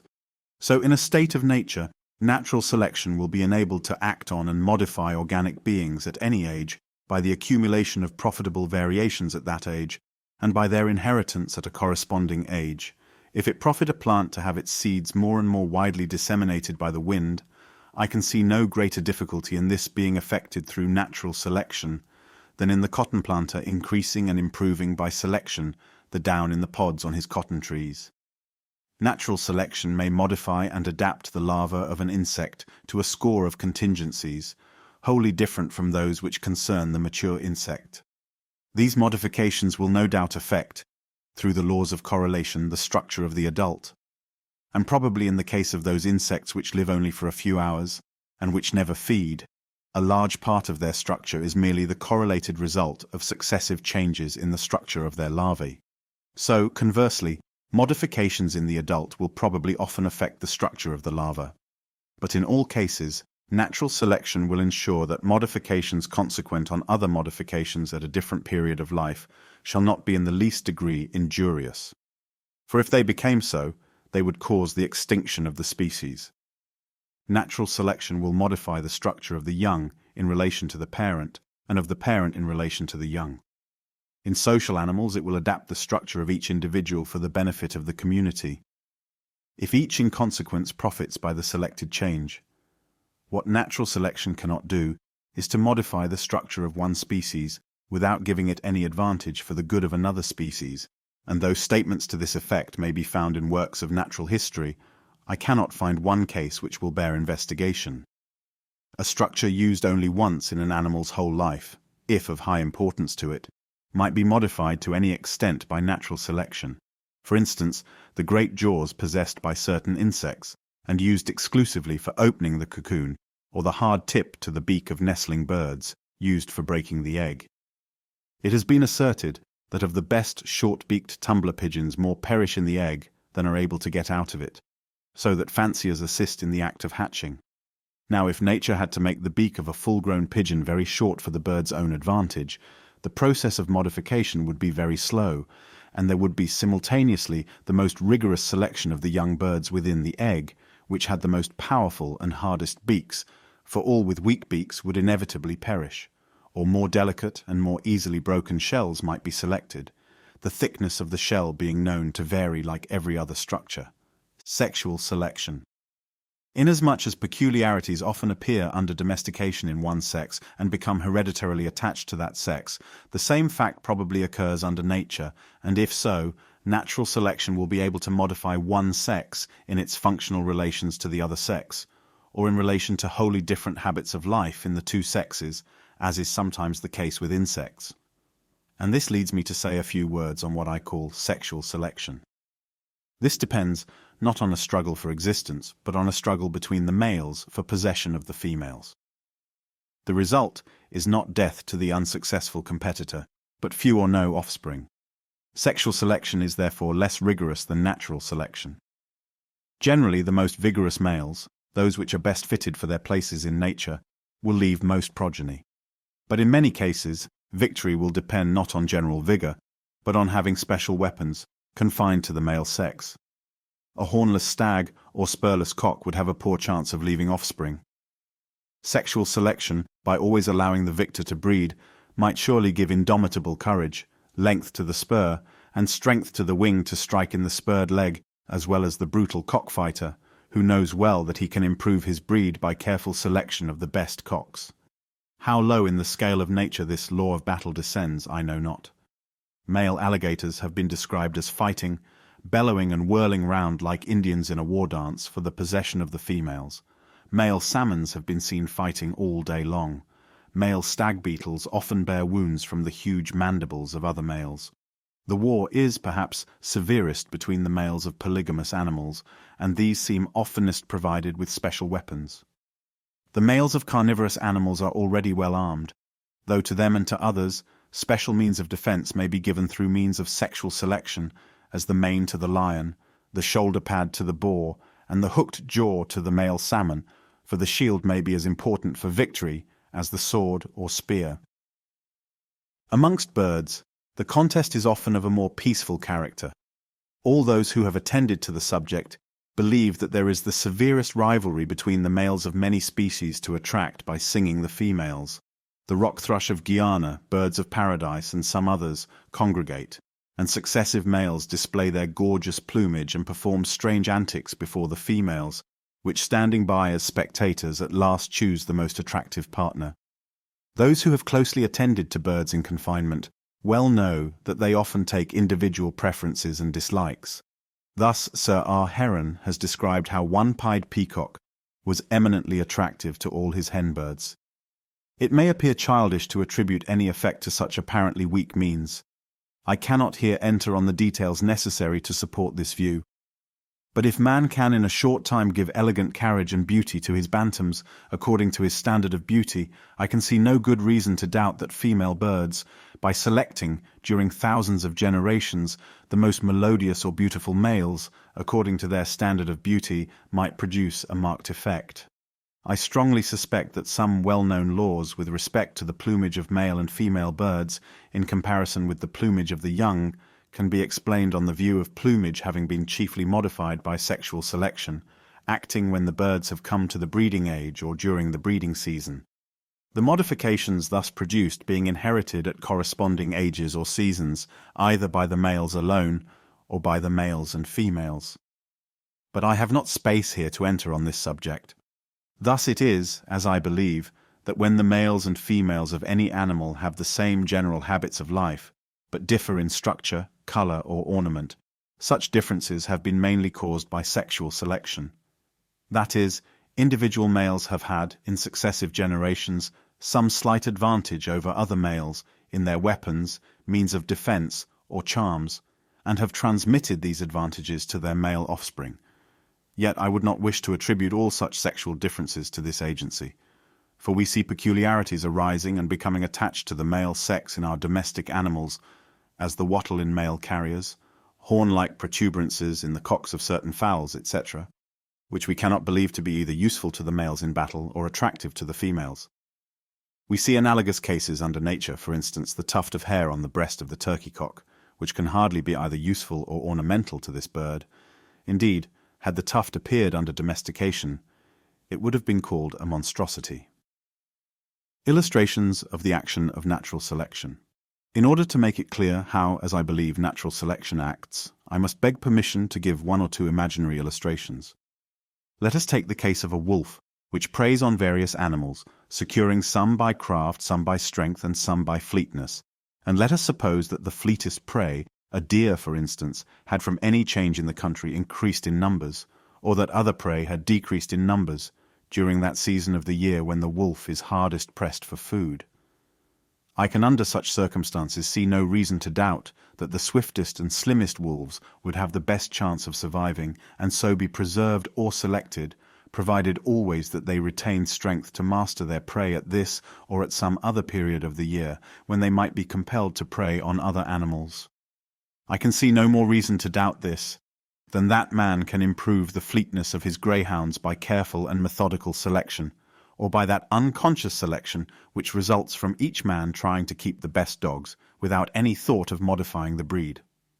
Even without any change in the proportional numbers of the animals on which our wolf preyed, a cub might be born with an innate tendency to pursue certain kinds of prey.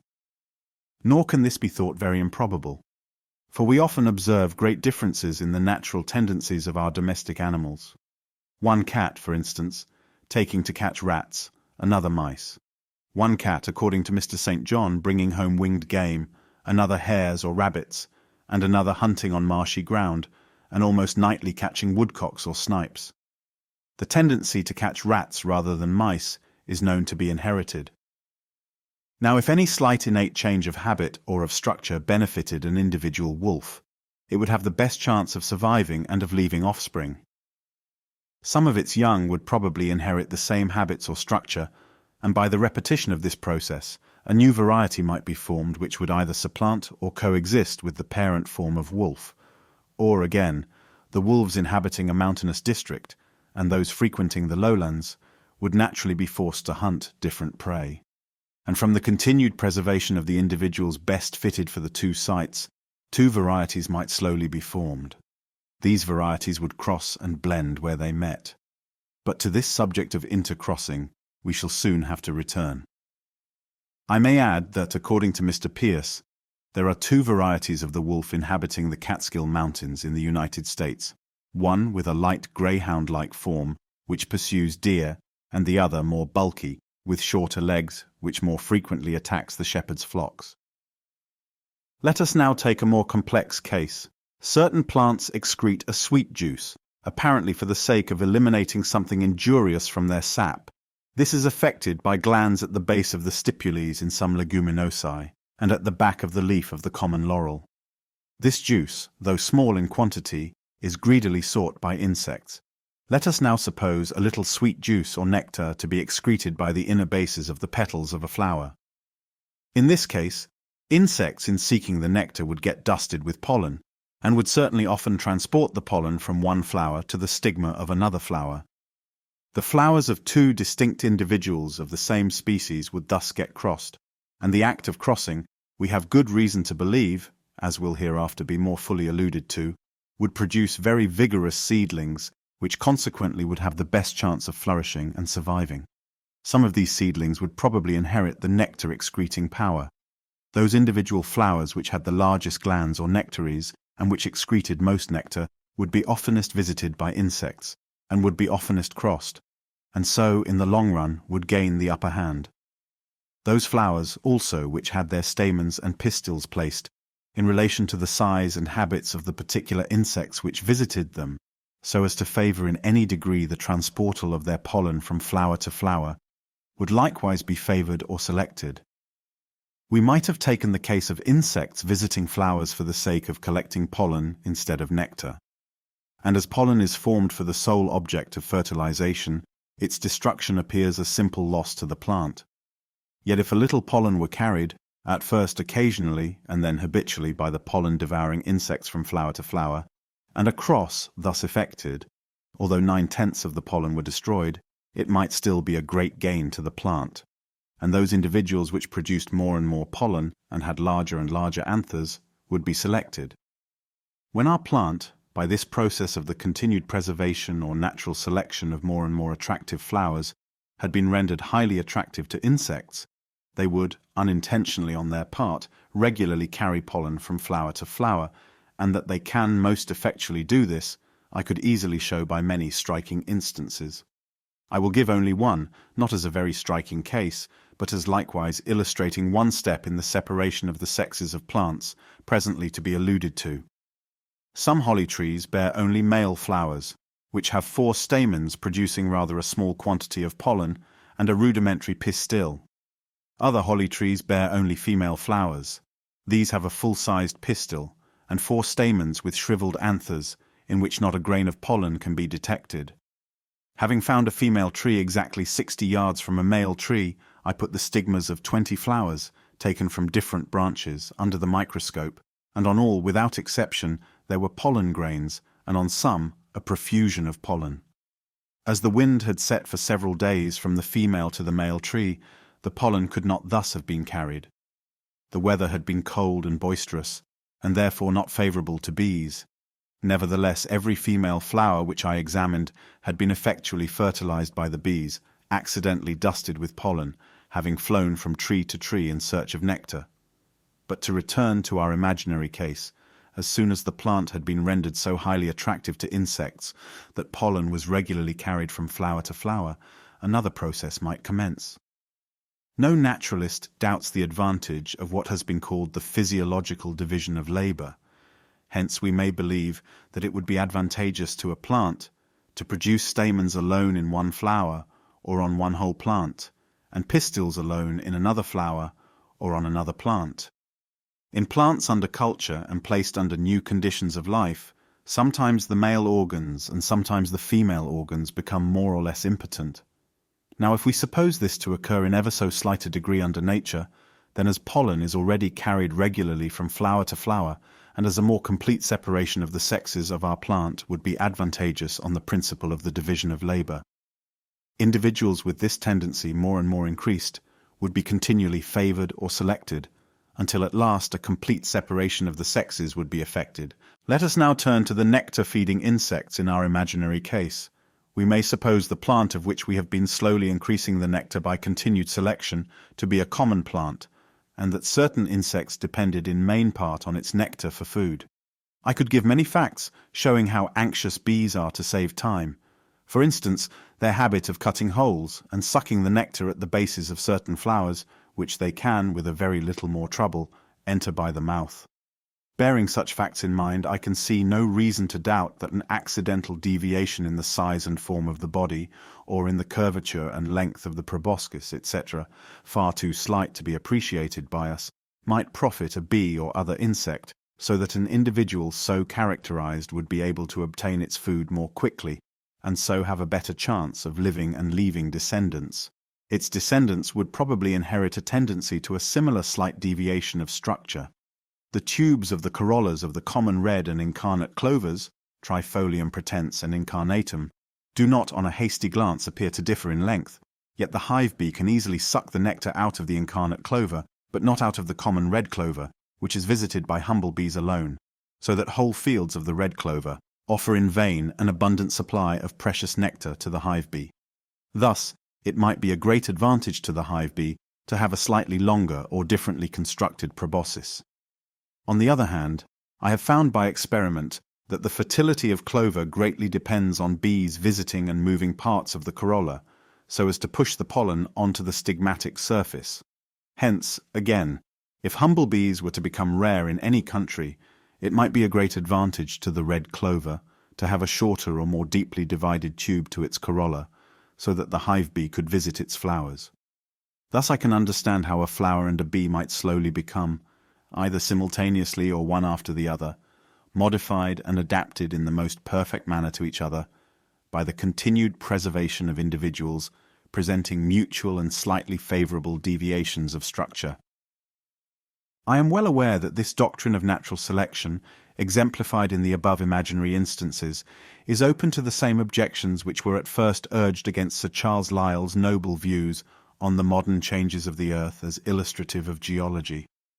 But we now very seldom hear the action, for instance, of the coast waves, called a trifling and insignificant cause, when applied to the excavation of gigantic valleys or to the formation of the longest lines of inland cliffs. Natural selection can act only by the preservation and accumulation of infinitesimally small inherited modifications, each profitable to the preserved being. And as modern geology has almost banished such views as the excavation of a great valley by a single diluvial wave, so will natural selection, if it be a true principle, banish the belief of the continued creation of new organic beings or of any great and sudden modification in their structure. On the intercrossing of individuals, I must here introduce a short digression. In the case of animals and plants with separated sexes, it is of course obvious that two individuals must always unite for each birth. But in the case of hermaphrodites, this is far from obvious. Nevertheless, I am strongly inclined to believe that with all hermaphrodites, two individuals, either occasionally or habitually, concur for the reproduction of their kind. This view, I may add, was first suggested by Andrew Knight. We shall presently see its importance, but I must here treat the subject with extreme brevity, though I have the materials prepared for an ample discussion. All vertebrate animals, all insects, and some other large groups of animals, pair for each birth. Modern research has much diminished the number of supposed hermaphrodites, and of real hermaphrodites a large number pair, that is, two individuals regularly unite for reproduction, which is all that concerns us. But still, there are many hermaphrodite animals which certainly do not habitually pair, and a vast majority of plants are hermaphrodites. What reason, it may be asked, is there for supposing in these cases that two individuals ever concur in reproduction? As it is impossible here to enter on details, I must trust to some general considerations alone. In the first place, I have collected so large a body of facts, showing, in accordance with the almost universal belief of breeders, that with animals and plants a cross between different varieties, or between individuals of the same variety but of another strain, gives vigor and fertility to the offspring. And on the other hand, that close interbreeding diminishes vigor and fertility. That these facts alone incline me to believe that it is a general law of nature, utterly ignorant though we be of the meaning of the law, that no organic being self-fertilizes itself for an eternity of generations, but that a cross with another individual is occasionally, perhaps at very long intervals, indispensable. On the belief that this is a law of nature, we can, I think, understand several large classes of facts, such as the following, which on any other view are inexplicable. Every hybridizer knows how unfavorable exposure to wet is to the fertilization of a flower. Yet what a multitude of flowers have their anthers and stigmas fully exposed to the weather. But if an occasional cross be indispensable, the fullest freedom for the entrance of pollen from another individual will explain this state of exposure, more especially as the plant's own anthers and pistil generally stand so close together that self-fertilization seems almost inevitable. Many flowers, on the other hand, have their organs of fructification closely enclosed, as in the great Papilionaceous or pea family. But in several, perhaps in all such flowers, there is a very curious adaptation between the structure of the flower and the manner in which bees suck the nectar. For in doing this, they either push the flower's own pollen on the stigma or bring pollen from another flower. So necessary are the visits of bees to papilionaceous flowers that I have found by experiments published elsewhere that their fertility is greatly diminished if these visits be prevented. Now, it is scarcely possible that bees should fly from flower to flower, and not carry pollen from one to the other, to the great good, as I believe, of the plant. Bees will act like a camel hair pencil, and it is quite sufficient just to touch the anthers of one flower, and then the stigma of another, with the same brush to ensure fertilization. But it must not be supposed that bees would thus produce a multitude of hybrids between distinct species. For if you bring on the same brush a plant's own pollen and pollen from another species, the former will have such a prepotent effect that it will invariably and completely destroy, as has been shown by Gärtner, any influence from the foreign pollen. When the stamens of a flower suddenly spring towards the pistil, or slowly move one after the other towards it, the contrivance seems adapted solely to ensure self-fertilization. And no doubt it is useful for this end. But the agency of insects is often required to cause the stamens to spring forward, as Kohlreuter has shown to be the case with the barberry. And curiously, in this very genus, which seems to have a special contrivance for self-fertilization, it is well known that if very closely allied forms or varieties are planted near each other, it is hardly possible to raise pure seedlings, so largely do they naturally cross. In many other cases, far from there being any aids for self-fertilization, there are special contrivances, as I could show from the writings of C.C. Sprengel and from my own observations, which effectually prevent the stigma receiving pollen from its own flower. For instance, in Lobelia fulgens, there is a really beautiful and elaborate contrivance by which every one of the infinitely numerous pollen granules are swept out of the conjoined anthers of each flower, before the stigma of that individual flower is ready to receive them. And as this flower is never visited, at least in my garden, by insects, it never sets a seed, though by placing pollen from one flower on the stigma of another, I raised plenty of seedlings, and whilst another species of lobelia growing close by, which is visited by bees, seeds freely. In very many other cases, though there be no special mechanical contrivance to prevent the stigma of a flower receiving its own pollen, yet, as C.C. Sprengel has shown, and as I can confirm, either the anthers burst before the stigma is ready for fertilization, or the stigma is ready before the pollen of that flower is ready, so that these plants have in fact separated sexes, and must habitually be crossed. How strange are these facts!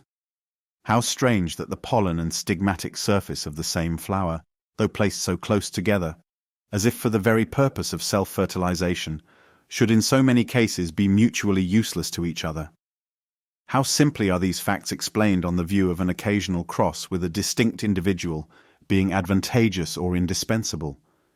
If several varieties of the cabbage, radish, onion, and of some other plants be allowed to seed near each other, a large majority, as I have found, of the seedlings thus raised will turn out mongrels. For instance, I raised 233 seedling cabbages from some plants of different varieties growing near each other, and of these, only 78 were true to their kind, and some even of these were not perfectly true. Yet the pistil of each cabbage flower is surrounded not only by its own 6 stamens, but by those of the many other flowers on the same plant. How then comes it that such a vast number of the seedlings are mongrelized? I suspect that it must arise from the pollen of a distinct variety having a prepotent effect over a flower's own pollen, and that this is part of the general law of good being, derived from the intercrossing of distinct individuals of the same species. When distinct species are crossed, the case is directly the reverse, for a plant's own pollen is always prepotent over foreign pollen. But to this subject we shall return in a future chapter.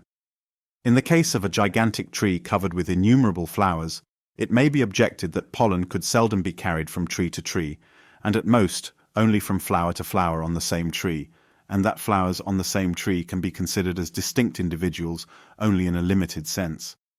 I believe this objection to be valid, but that nature has largely provided against it by giving to trees a strong tendency to bear flowers with separated sexes.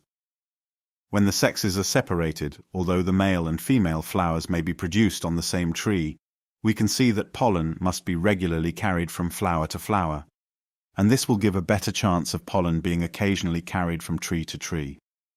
That trees belonging to all orders have their sexes more often separated than other plants, I find to be the case in this country.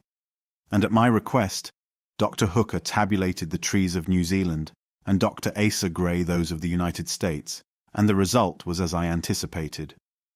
On the other hand, Dr. Hooker has recently informed me that he finds that the rule does not hold in Australia, and I have made these few remarks on the sexes of trees simply to call attention to the subject. Turning for a very brief space to animals. On the land there are some hermaphrodites, as land mollusca and earthworms, but these all pair. As yet I have not found a single case of a terrestrial animal which fertilizes itself. We can understand this remarkable fact, which offers so strong a contrast with terrestrial plants, on the view of an occasional cross being indispensable by considering the medium in which terrestrial animals live and the nature of the fertilizing element. For we know of no means, analogous to the action of insects and of the wind in the case of plants, by which an occasional cross could be effected with terrestrial animals without the concurrence of 2 individuals. Of aquatic animals, there are many self-fertilizing hermaphrodites, but here currents in the water offer an obvious means for an occasional cross. And, as in the case of flowers, I have as yet failed, after consultation with one of the highest authorities, namely Professor Huxley, to discover a single case of an hermaphrodite animal with the organs of reproduction so perfectly enclosed within the body that access from without and the occasional influence of a distinct individual can be shown to be physically impossible. Cirripedes long appeared to me to present a case of very great difficulty under this point of view, but I have been enabled by a fortunate chance elsewhere to prove that 2 individuals, though both are self-fertilizing hermaphrodites, do sometimes cross. It must have struck most naturalists as a strange anomaly that in the case of both animals and plants, species of the same family and even of the same genus, though agreeing closely with each other in almost their whole organization, yet are not rarely, some of them hermaphrodites and some of them unisexual.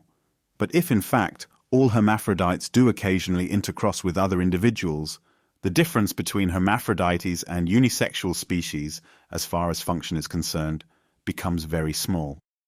From these several considerations, and from the many special facts which I have collected, but which I am not here able to give, I am strongly inclined to suspect that, both in the vegetable and animal kingdoms, an occasional intercross with a distinct individual is a law of nature. I am well aware that there are, on this view, many cases of difficulty, some of which I am trying to investigate. Finally, then, we may conclude that, in many organic beings, a cross between two individuals is an obvious necessity for each birth. In many others, it occurs perhaps only at long intervals. But in none, as I suspect, can self-fertilization go on for perpetuity, circumstances favorable to natural selection. This is an extremely intricate subject.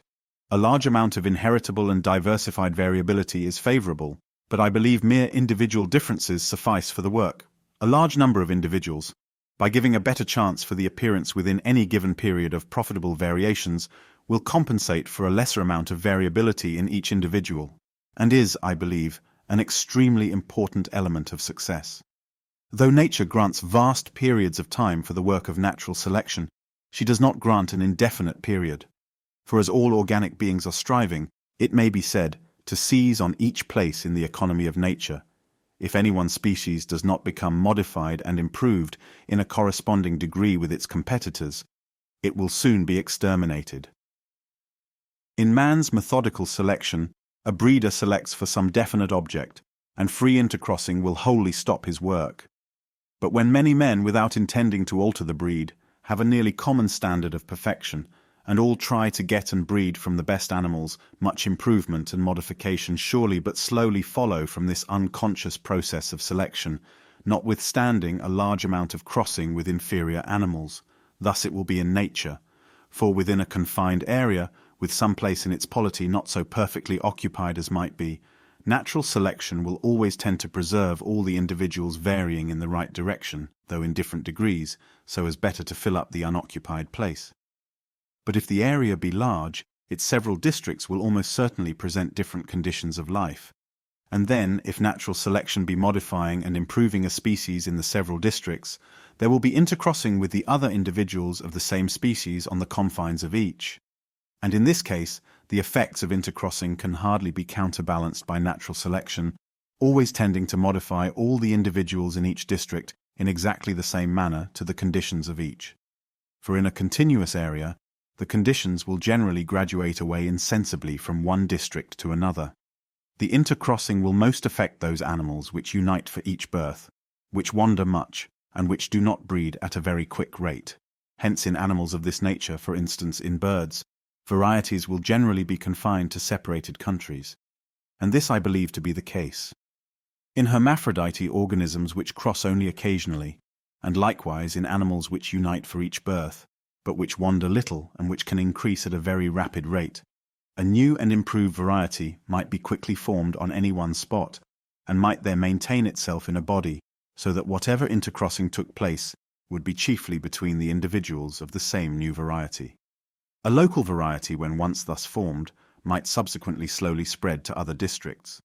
On the above principle, nurserymen always prefer getting seed from a large body of plants of the same variety, as the chance of intercrossing with other varieties is thus lessened.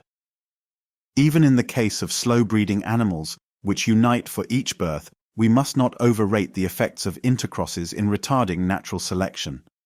For I can bring a considerable catalogue of facts showing that within the same area, varieties of the same animal can long remain distinct, from haunting different stations, from breeding at slightly different seasons, or from varieties of the same kind preferring to pair together. Intercrossing plays a very important part in nature in keeping the individuals of the same species, or of the same variety, true and uniform in character. It will obviously thus act far more efficiently with those animals which unite for each birth. But I have already attempted to show that we have reason to believe that occasional intercrosses take place with all animals and with all plants. Even if these take place only at long intervals, I am convinced that the young thus produced will gain so much in vigor and fertility over the offspring from long-continued self-fertilization that they will have a better chance of surviving and propagating their kind.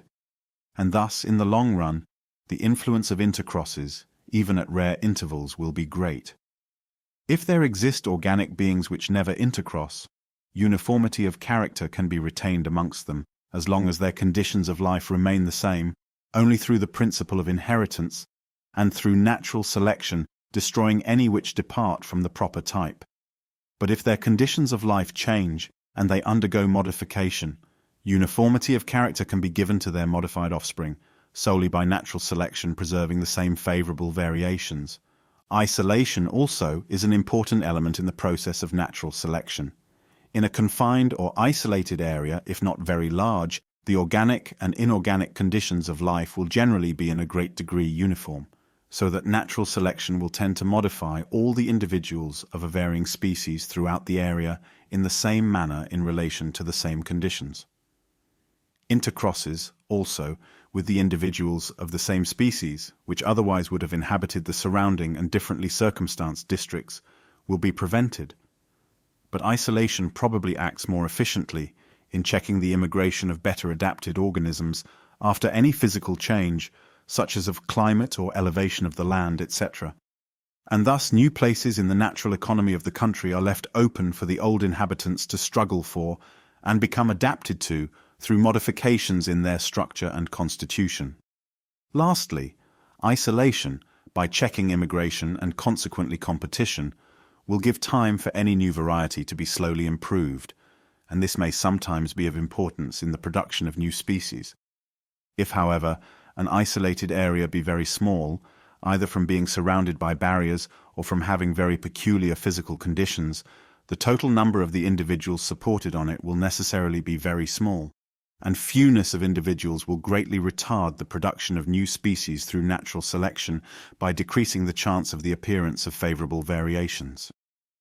If we turn to nature to test the truth of these remarks, and look at any small isolated area, such as an oceanic island, although the total number of the species inhabiting it will be found to be small, as we shall see in our chapter on geographical distribution.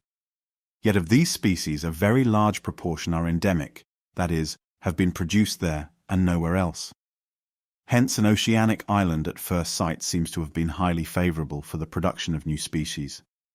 But we may thus greatly deceive ourselves, for to ascertain whether a small isolated area or a large open area like a continent has been most favorable for the production of new organic forms, we ought to make the comparison within equal times, and this we are incapable of doing. Although I do not doubt that isolation is of considerable importance in the production of new species, on the whole I am inclined to believe that largeness of area is of more importance, more especially in the production of species, which will prove capable of enduring for a long period and of spreading widely. Throughout a great and open area, not only will there be a better chance of favorable variations arising from the large number of individuals of the same species there supported, but the conditions of life are infinitely complex from the large number of already existing species. And if some of these many species become modified and improved, others will have to be improved in a corresponding degree, or they will be exterminated. Each new form also, as soon as it has been much improved, will be able to spread over the open and continuous area, and will thus come into competition with many others. Hence more new places will be formed, and the competition to fill them will be more severe on a large than on a small and isolated area. Moreover, great areas, though now continuous, owing to oscillations of level, will often have recently existed in a broken condition, so that the good effects of isolation will generally, to a certain extent, have concurred. Finally, I conclude that although small isolated areas probably have been in some respects highly favorable for the production of new species, yet that the course of modification will generally have been more rapid on large areas. And what is more important, that the new forms produced on large areas, which already have been victorious over many competitors, will be those that will spread most widely, will give rise to most new varieties and species, and will thus play an important part in the changing history of the organic world. We can, perhaps on these views, understand some facts, which will be again alluded to in our chapter on geographical distribution.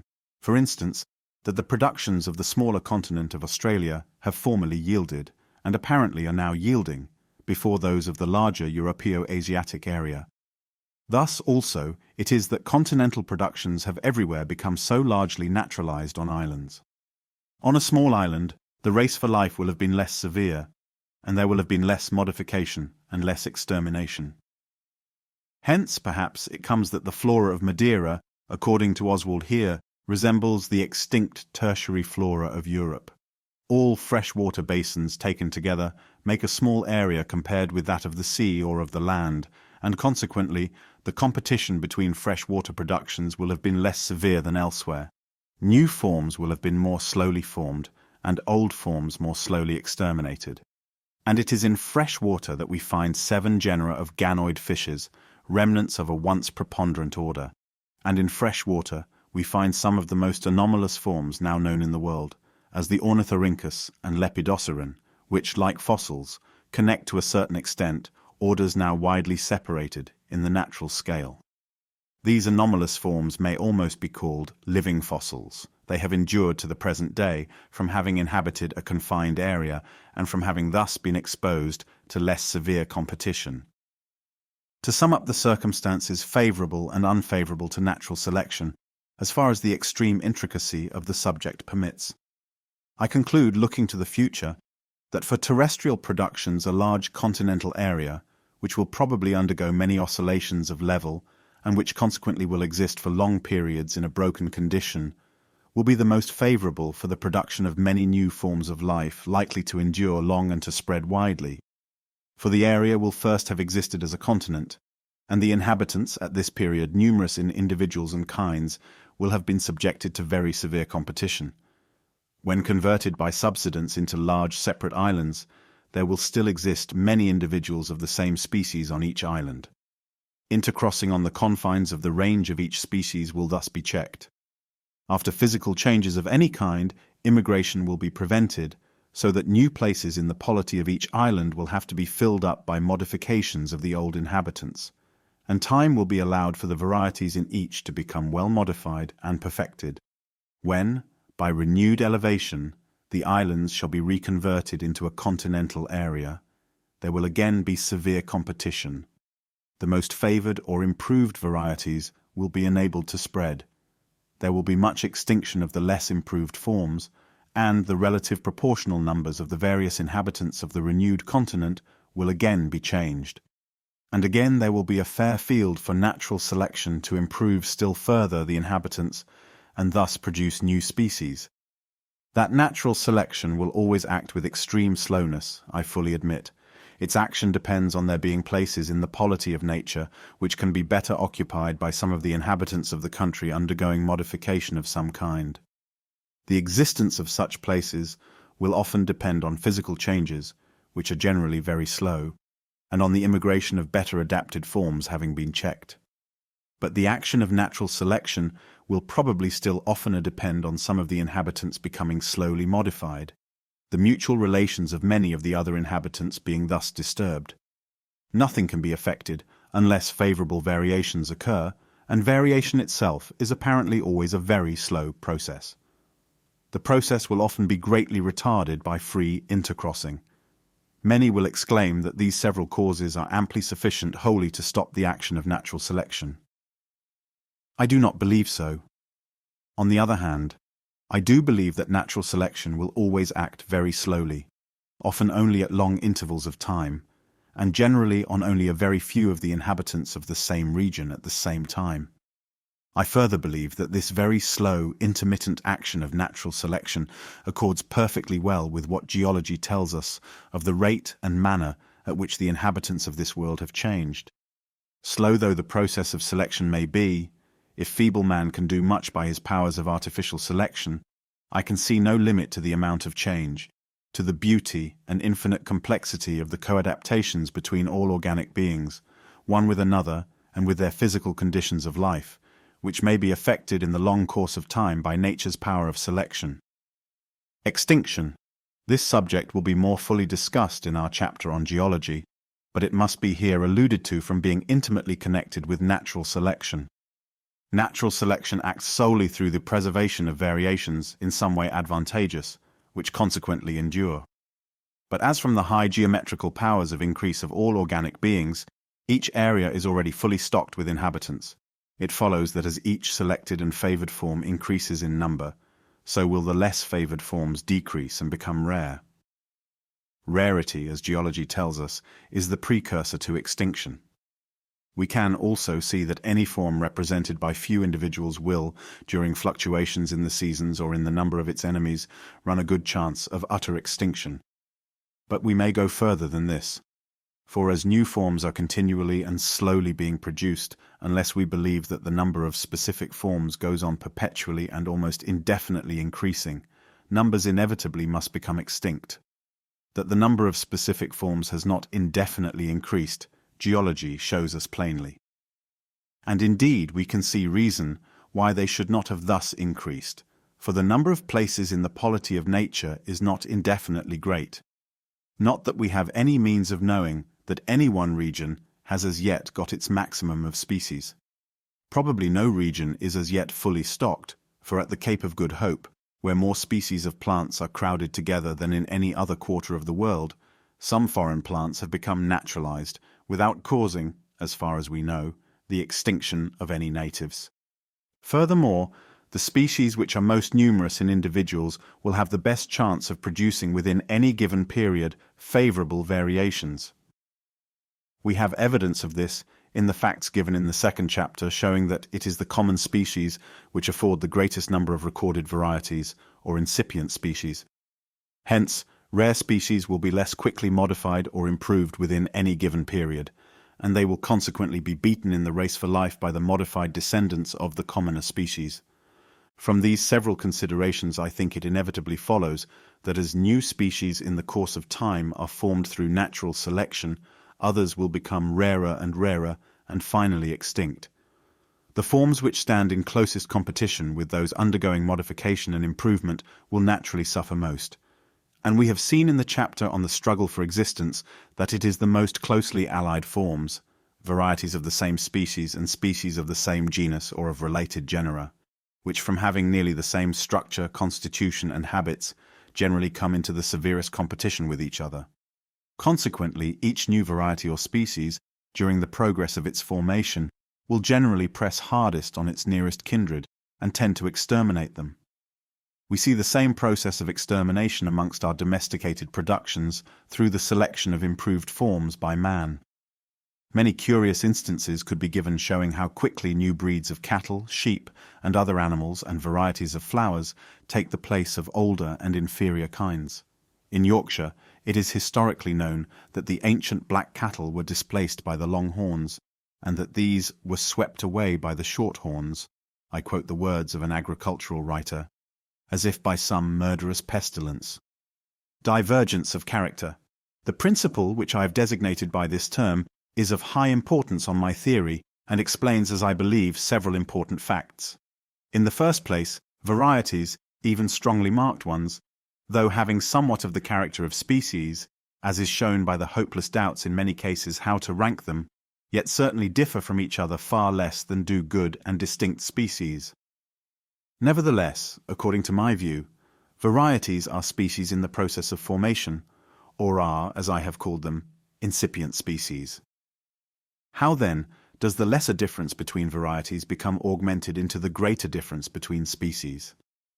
That this does habitually happen, we must infer from most of the innumerable species throughout nature presenting well-marked differences, whereas varieties, the supposed prototypes and parents of future well-marked species, present slight and ill-defined differences.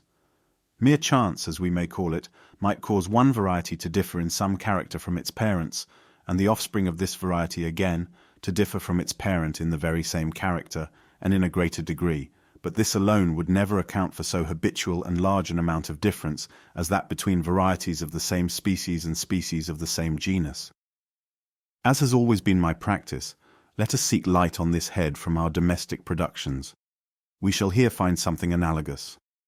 A fancier is struck by a pigeon having a slightly shorter beak, another fancier is struck by a pigeon having a rather longer beak, and on the acknowledged principle that fanciers do not and will not admire a medium standard but like extremes, they both go on, as has actually occurred with tumbler pigeons, choosing and breeding from birds with longer and longer beaks or with shorter and shorter beaks. Again, we may suppose that at an early period, one man preferred swifter horses, another stronger and more bulky horses. The early differences would be very slight. In the course of time, from the continued selection of swifter horses by some breeders and of stronger ones by others, the differences would become greater and would be noted as forming two sub-breeds. Finally, after the lapse of centuries, the subbreeds would become converted into two well-established and distinct breeds. As the differences slowly become greater, the inferior animals with intermediate characters, being neither very swift nor very strong, will have been neglected and will have tended to disappear. Here, then, we see in man's productions the action of what may be called the principle of divergence, causing differences, at first barely appreciable, steadily to increase, and the breeds to diverge in character both from each other and from their common parent. But how, it may be asked, can any analogous principle apply in nature? I believe it can and does apply most efficiently from the simple circumstance that the more diversified the descendants from any one species become in structure, constitution, and habits, by so much will they be better enabled to seize on many and widely diversified places in the polity of nature, and so be enabled to increase in numbers. We can clearly see this in the case of animals with simple habits. Take the case of a carnivorous quadruped, of which the number that can be supported in any country has long ago arrived at its full average. If its natural powers of increase be allowed to act, it can succeed in increasing, the country not undergoing any change in its conditions, only by its varying descendants seizing on places at present occupied by other animals. Some of them, for instance, being enabled to feed on new kinds of prey, either dead or alive, some inhabiting new stations, climbing trees, frequenting water, and some perhaps becoming less carnivorous. The more diversified in habits and structure the descendants of our carnivorous animal became, the more places they would be enabled to occupy. What applies to one animal will apply throughout all time to all animals, that is, if they vary, for otherwise natural selection can do nothing. So it will be with plants. It has been experimentally proved that if a plot of ground be sown with one species of grass, and a similar plot be sown with several distinct genera of grasses, a greater number of plants and a greater weight of dry herbage can thus be raised. The same has been found to hold good when first one variety and then several mixed varieties of wheat have been sown on equal spaces of ground. Hence, if any one species of grass were to go on varying, and those varieties were continually selected which differed from each other in at all the same manner as distinct species and genera of grasses differ from each other, a greater number of individual plants of this species of grass, including its modified descendants, would succeed in living on the same piece of ground. And we well know that each species and each variety of grass is annually sowing almost countless seeds, and thus, as it may be said, is striving its utmost to increase its numbers. Consequently, I cannot doubt that in the course of many thousands of generations, the most distinct varieties of any one species of grass would always have the best chance of succeeding and of increasing in numbers, and thus of supplanting the less distinct varieties. And varieties, when rendered very distinct from each other, take the rank of species. The truth of the principle that the greatest amount of life can be supported by great diversification of structure is seen under many natural circumstances. In an extremely small area, especially if freely open to immigration, and where the contest between individual and individual must be severe, we always find great diversity in its inhabitants.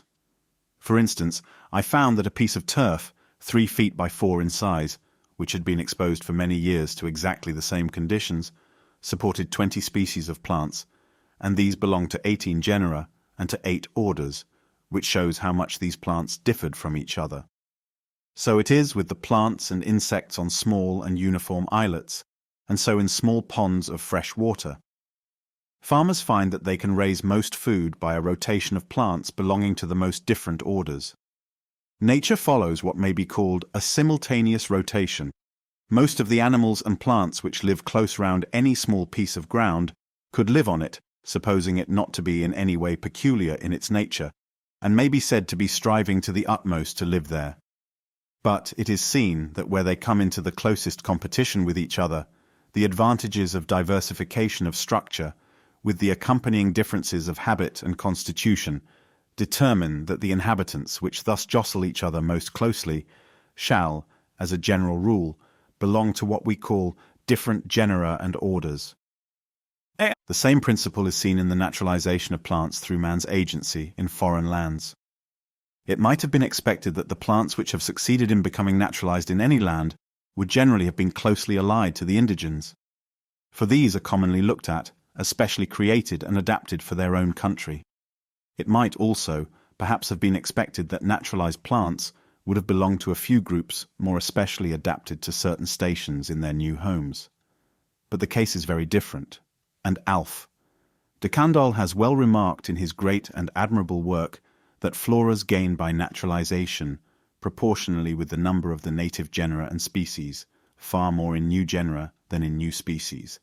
To give a single instance, in the last edition of Dr. Asa Gray's Manual of the Flora of the Northern United States, 260 naturalized plants are enumerated, and these belong to 162 genera.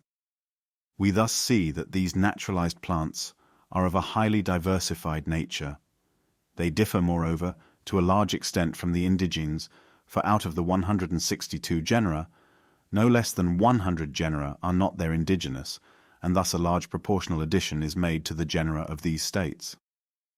By considering the nature of the plants or animals which have struggled successfully with the indigenes of any country and have there become naturalized, we can gain some crude idea in what manner some of the natives would have had to be modified in order to have gained an advantage over the other natives, and we may, I think, at least safely infer that diversification of structure amounting to new generic differences would have been profitable to them.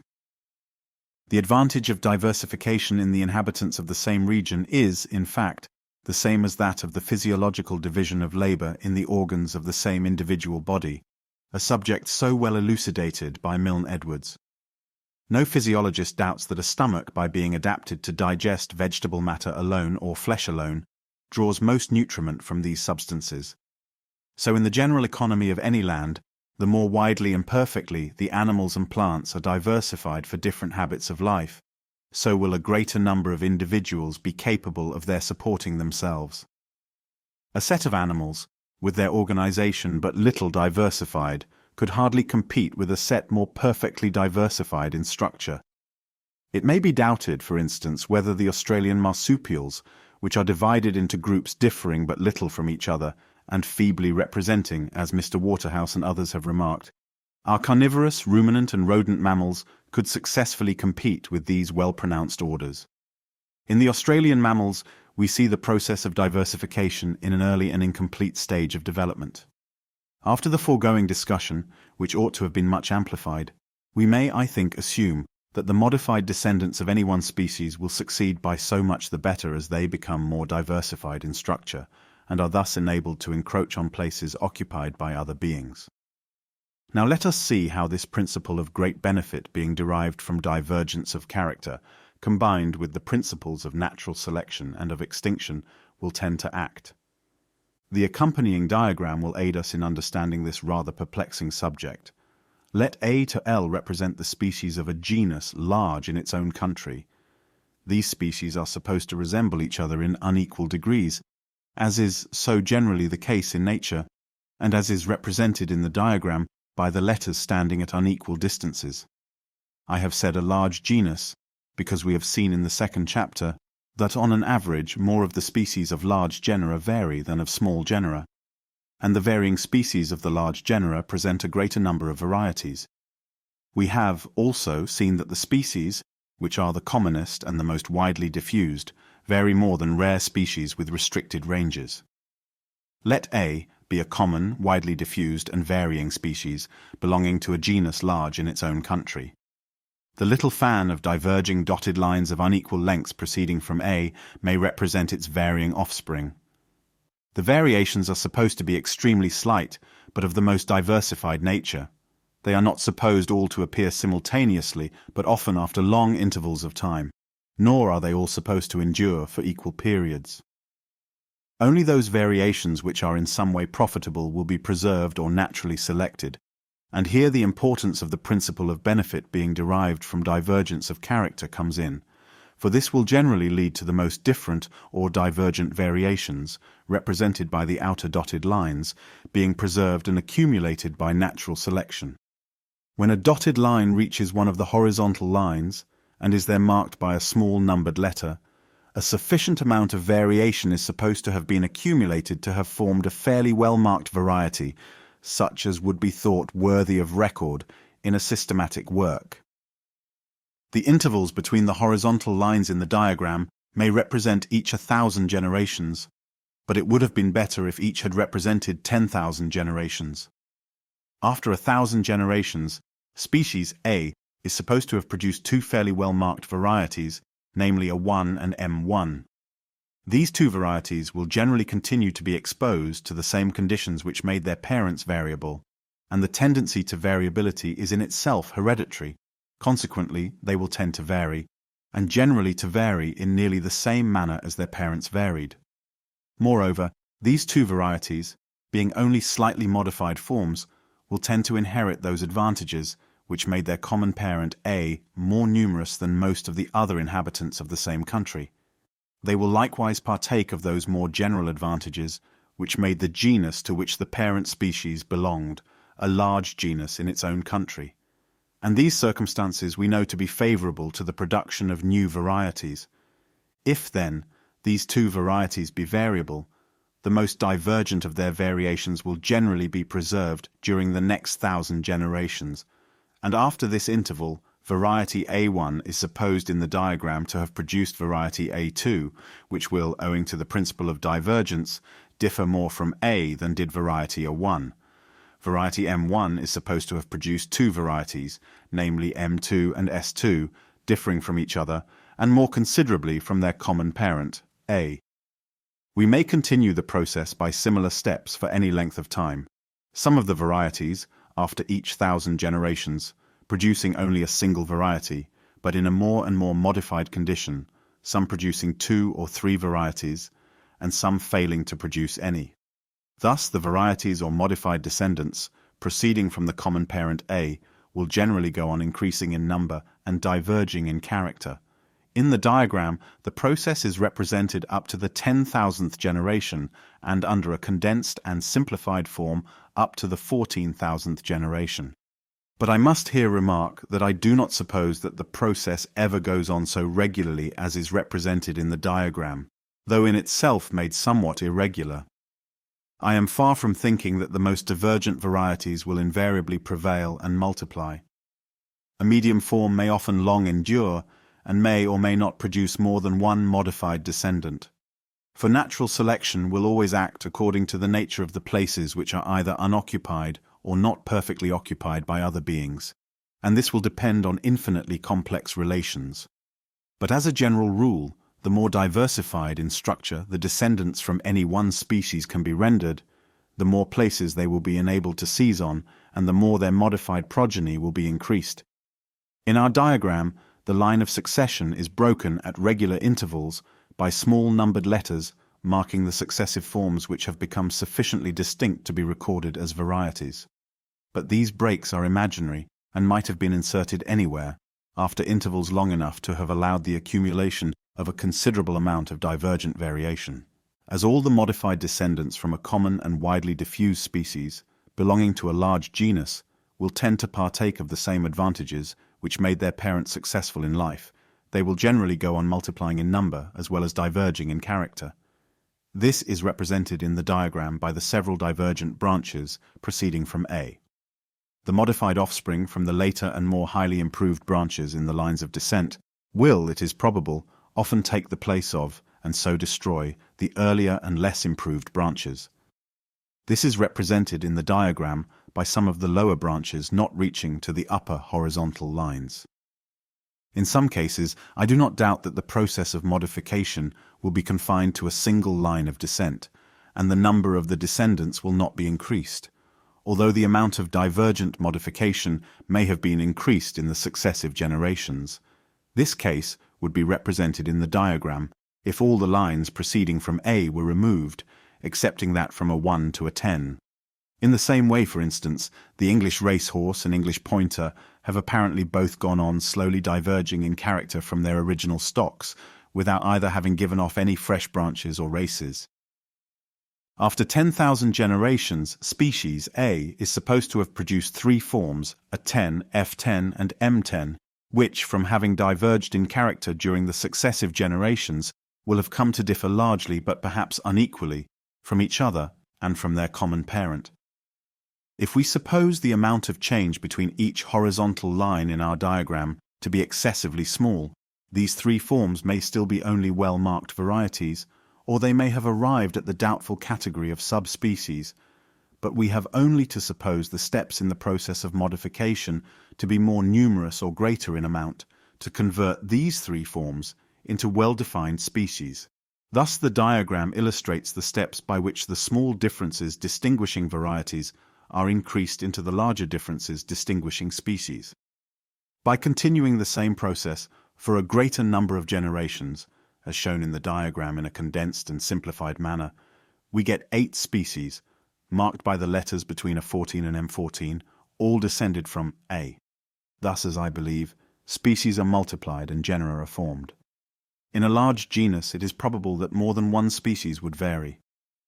In the diagram, I have assumed that a second species, I, has produced by analogous steps after 10,000 generations either 2 well-marked varieties, W10 and Z10, or 2 species, according to the amount of change supposed to be represented between the horizontal lines. After 14,000 generations, 6 new species, marked by the letters N14 to Z14, are supposed to have been produced. In each genus, the species, which are already extremely different in character, will generally tend to produce the greatest number of modified descendants, for these will have the best chance of filling new and widely different places in the polity of nature.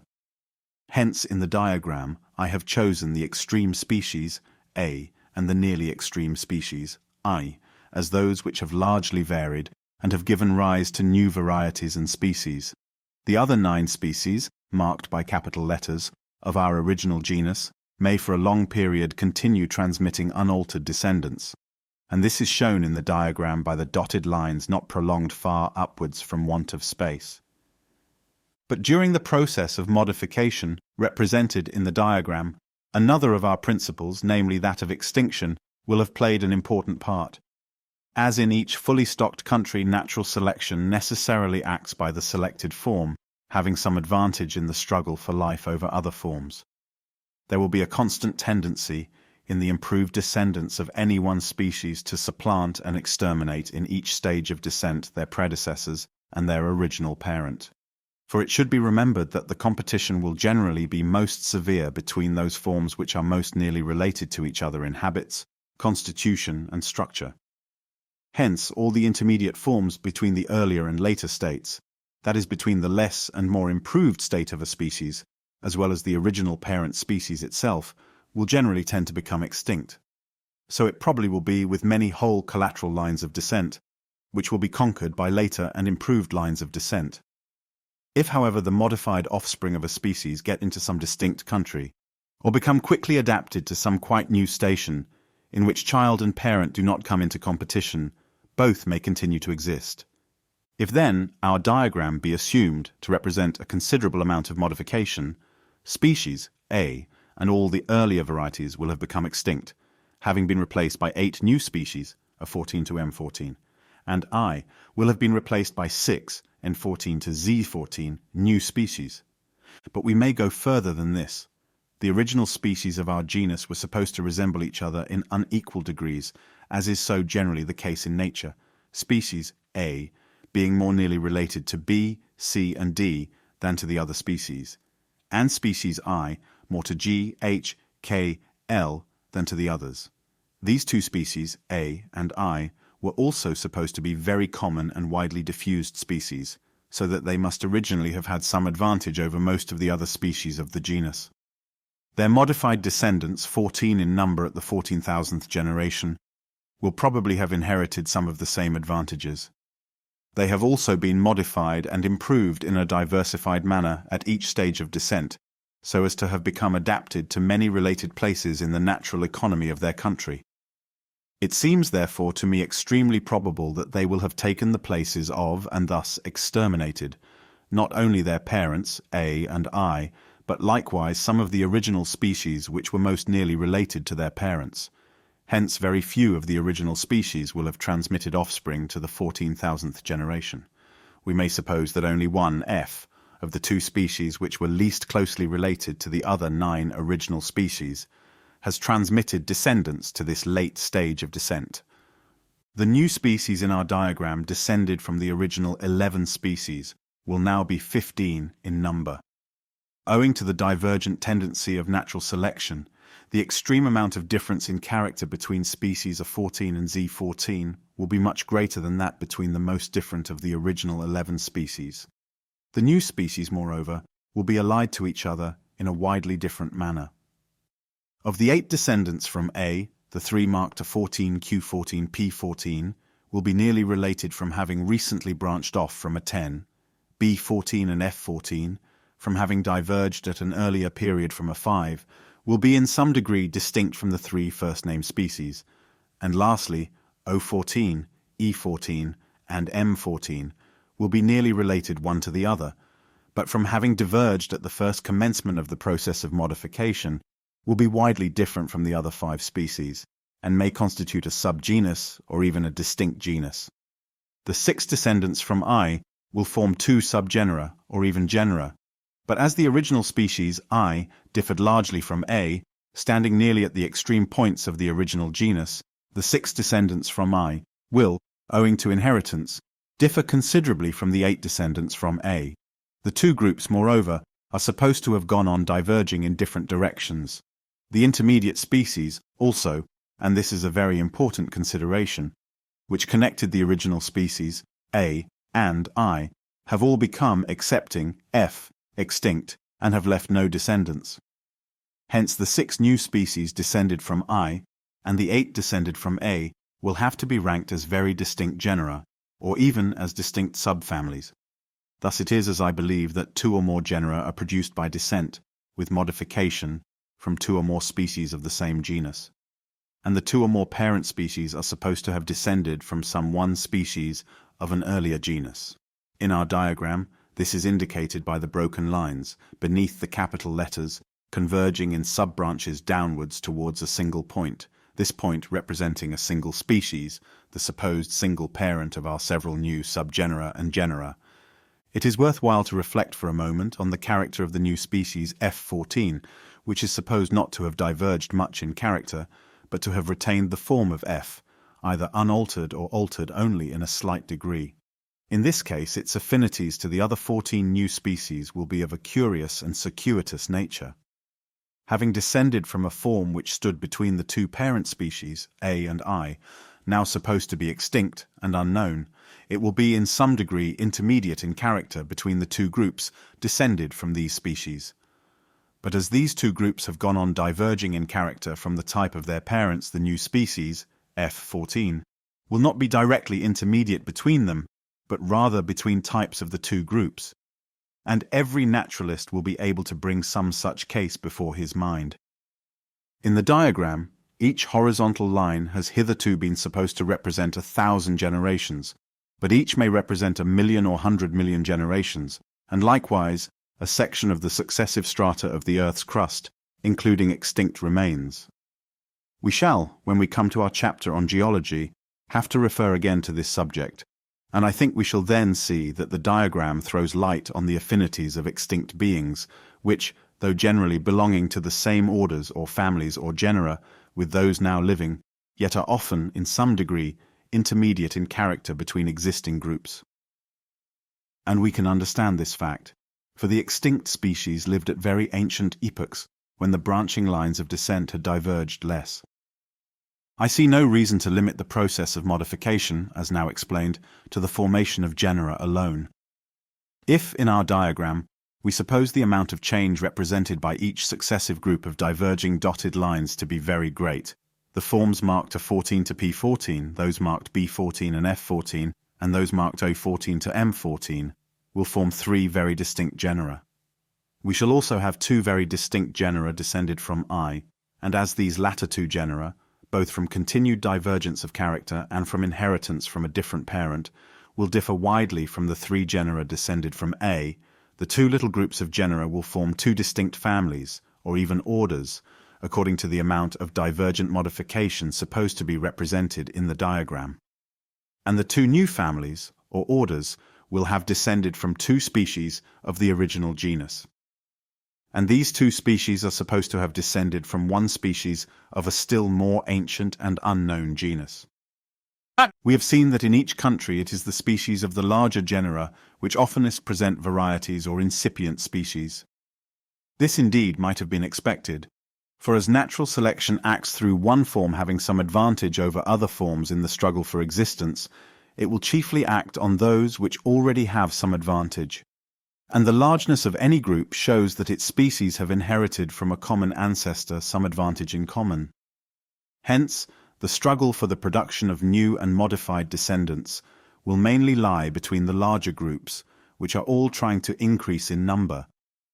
One large group will slowly conquer another large group, reduce its numbers, and thus lessen its chance of further variation and improvement.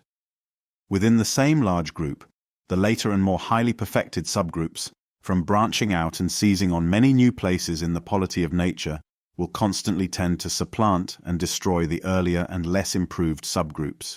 Small and broken groups and subgroups will finally tend to disappear. Looking to the future, we can predict that the groups of organic beings which are now large and triumphant, and which are least broken up, that is, which as yet have suffered least extinction, will for a long period continue to increase. But which groups will ultimately prevail, no man can predict, for we well know that many groups, formerly most extensively developed, have now become extinct. Looking still more remotely to the future, we may predict that owing to the continued and steady increase of the larger groups, a multitude of smaller groups will become utterly extinct and leave no modified descendants. And consequently that of the species living at any one period, extremely few will transmit descendants to a remote futurity. I shall have to return to this subject in the chapter on classification, but I may add that on this view of extremely few of the more ancient species having transmitted descendants, and on the view of all the descendants of the same species making a class, we can understand how it is that there exist but very few classes in each main division of the animal and vegetable kingdoms. Although extremely few of the most ancient species may now have living and modified descendants, yet at the most remote geological period, the earth may have been as well peopled with many species of many genera, families, orders, and classes, as at the present day. Summary of the chapter. If during the long course of ages and under varying conditions of life, organic beings vary at all in the several parts of their organization, and I think this cannot be disputed. If there be, owing to the high geometrical powers of increase of each species, at some age, season, or year, a severe struggle for life, and this certainly cannot be disputed, then, considering the infinite complexity of the relations of all organic beings to each other and to their conditions of existence, causing an infinite diversity in structure, constitution, and habits, to be advantageous to them, I think it would be a most extraordinary fact if no variation ever had occurred useful to each being's own welfare, in the same way as so many variations have occurred useful to man. But if variations useful to any organic being do occur, assuredly, individuals thus characterized will have the best chance of being preserved in the struggle for life, and from the strong principle of inheritance, they will tend to produce offspring similarly characterized. This principle of preservation I have called, for the sake of brevity, natural selection. Natural selection, on the principle of qualities being inherited at corresponding ages, can modify the egg, seed, or young as easily as the adult. Amongst many animals, sexual selection will give its aid to ordinary selection by assuring to the most vigorous and best adapted males the greatest number of offspring. Sexual selection will also give characters useful to the males alone in their struggles with other males. Whether natural selection has really thus acted in nature, in modifying and adapting the various forms of life to their several conditions and stations, must be judged of by the general tenor and balance of evidence given in the following chapters. But we already see how it entails extinction, and how largely extinction has acted in the world's history, geology plainly declares. Natural selection also leads to divergence of character. For more living beings can be supported on the same area, the more they diverge in structure, habits, and constitution, of which we see proof by looking at the inhabitants of any small spot or at naturalized productions. Therefore, during the modification of the descendants of any one species, and during the incessant struggle of all species to increase in numbers, the more diversified these descendants become, the better will be their chance of succeeding in the battle of life. Thus, the small differences distinguishing varieties of the same species will steadily tend to increase, till they come to equal the greater differences between species of the same genus, or even of distinct genera. We have seen that it is the common, the widely diffused and widely ranging species, belonging to the larger genera, which vary most, and these will tend to transmit to their modified offspring that superiority which now makes them dominant in their own countries. Natural selection, as has just been remarked, leads to divergence of character and to much extinction of the less improved and intermediate forms of life. On these principles, I believe the nature of the affinities of all organic beings may be explained. It is a truly wonderful fact, the wonder of which we are apt to overlook from familiarity, that all animals and all plants throughout all time and space should be related to each other in group, subordinate to group, in the manner which we everywhere behold, namely, varieties of the same species most closely related together, species of the same genus less closely and unequally related together, forming sections and subgenera, species of distinct genera much less closely related, and genera related in different degrees, forming subfamilies, families, orders, subclasses, and classes.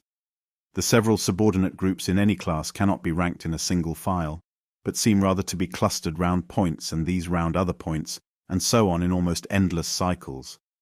On the view that each species has been independently created, I can see no explanation of this great fact in the classification of all organic beings, but to the best of my judgment, it is explained through inheritance and the complex action of natural selection, entailing extinction and divergence of character, as we have seen illustrated in the diagram. The affinities of all the beings of the same class have sometimes been represented by a great tree. I believe this simile largely speaks the truth. The green and budding twigs may represent existing species, and those produced during each former year may represent the long succession of extinct species. At each period of growth, all the growing twigs have tried to branch out on all sides, and to overtop and kill the surrounding twigs and branches, in the same manner as species and groups of species have tried to overmaster other species in the great battle for life. The limbs divided into great branches, and these into lesser and lesser branches, were themselves once, when the tree was small, budding twigs. And this connection of the former and present buds by ramifying branches may well represent the classification of all extinct and living species in groups subordinate to groups. Of the many twigs which flourished when the tree was a mere bush, only 2 or 3, now grown into great branches, yet survive and bear all the other branches. So with the species which lived during long past geological periods, very few now have living and modified descendants. From the first growth of the tree, many a limb and branch has decayed and dropped off, and these lost branches of various sizes may represent those whole orders, families, and genera which have now no living representatives, and which are known to us only from having been found in a fossil state. As we here and there see a thin straggling branch springing from a fork, low down in a tree, and which by some chance has been favoured and is still alive on its summit, so we occasionally see an animal like the ornithorhynchus or lepidosiren, which in some small degree connects by its affinities 2 large branches of life, and which has apparently been saved from fatal competition by having inhabited a protected station.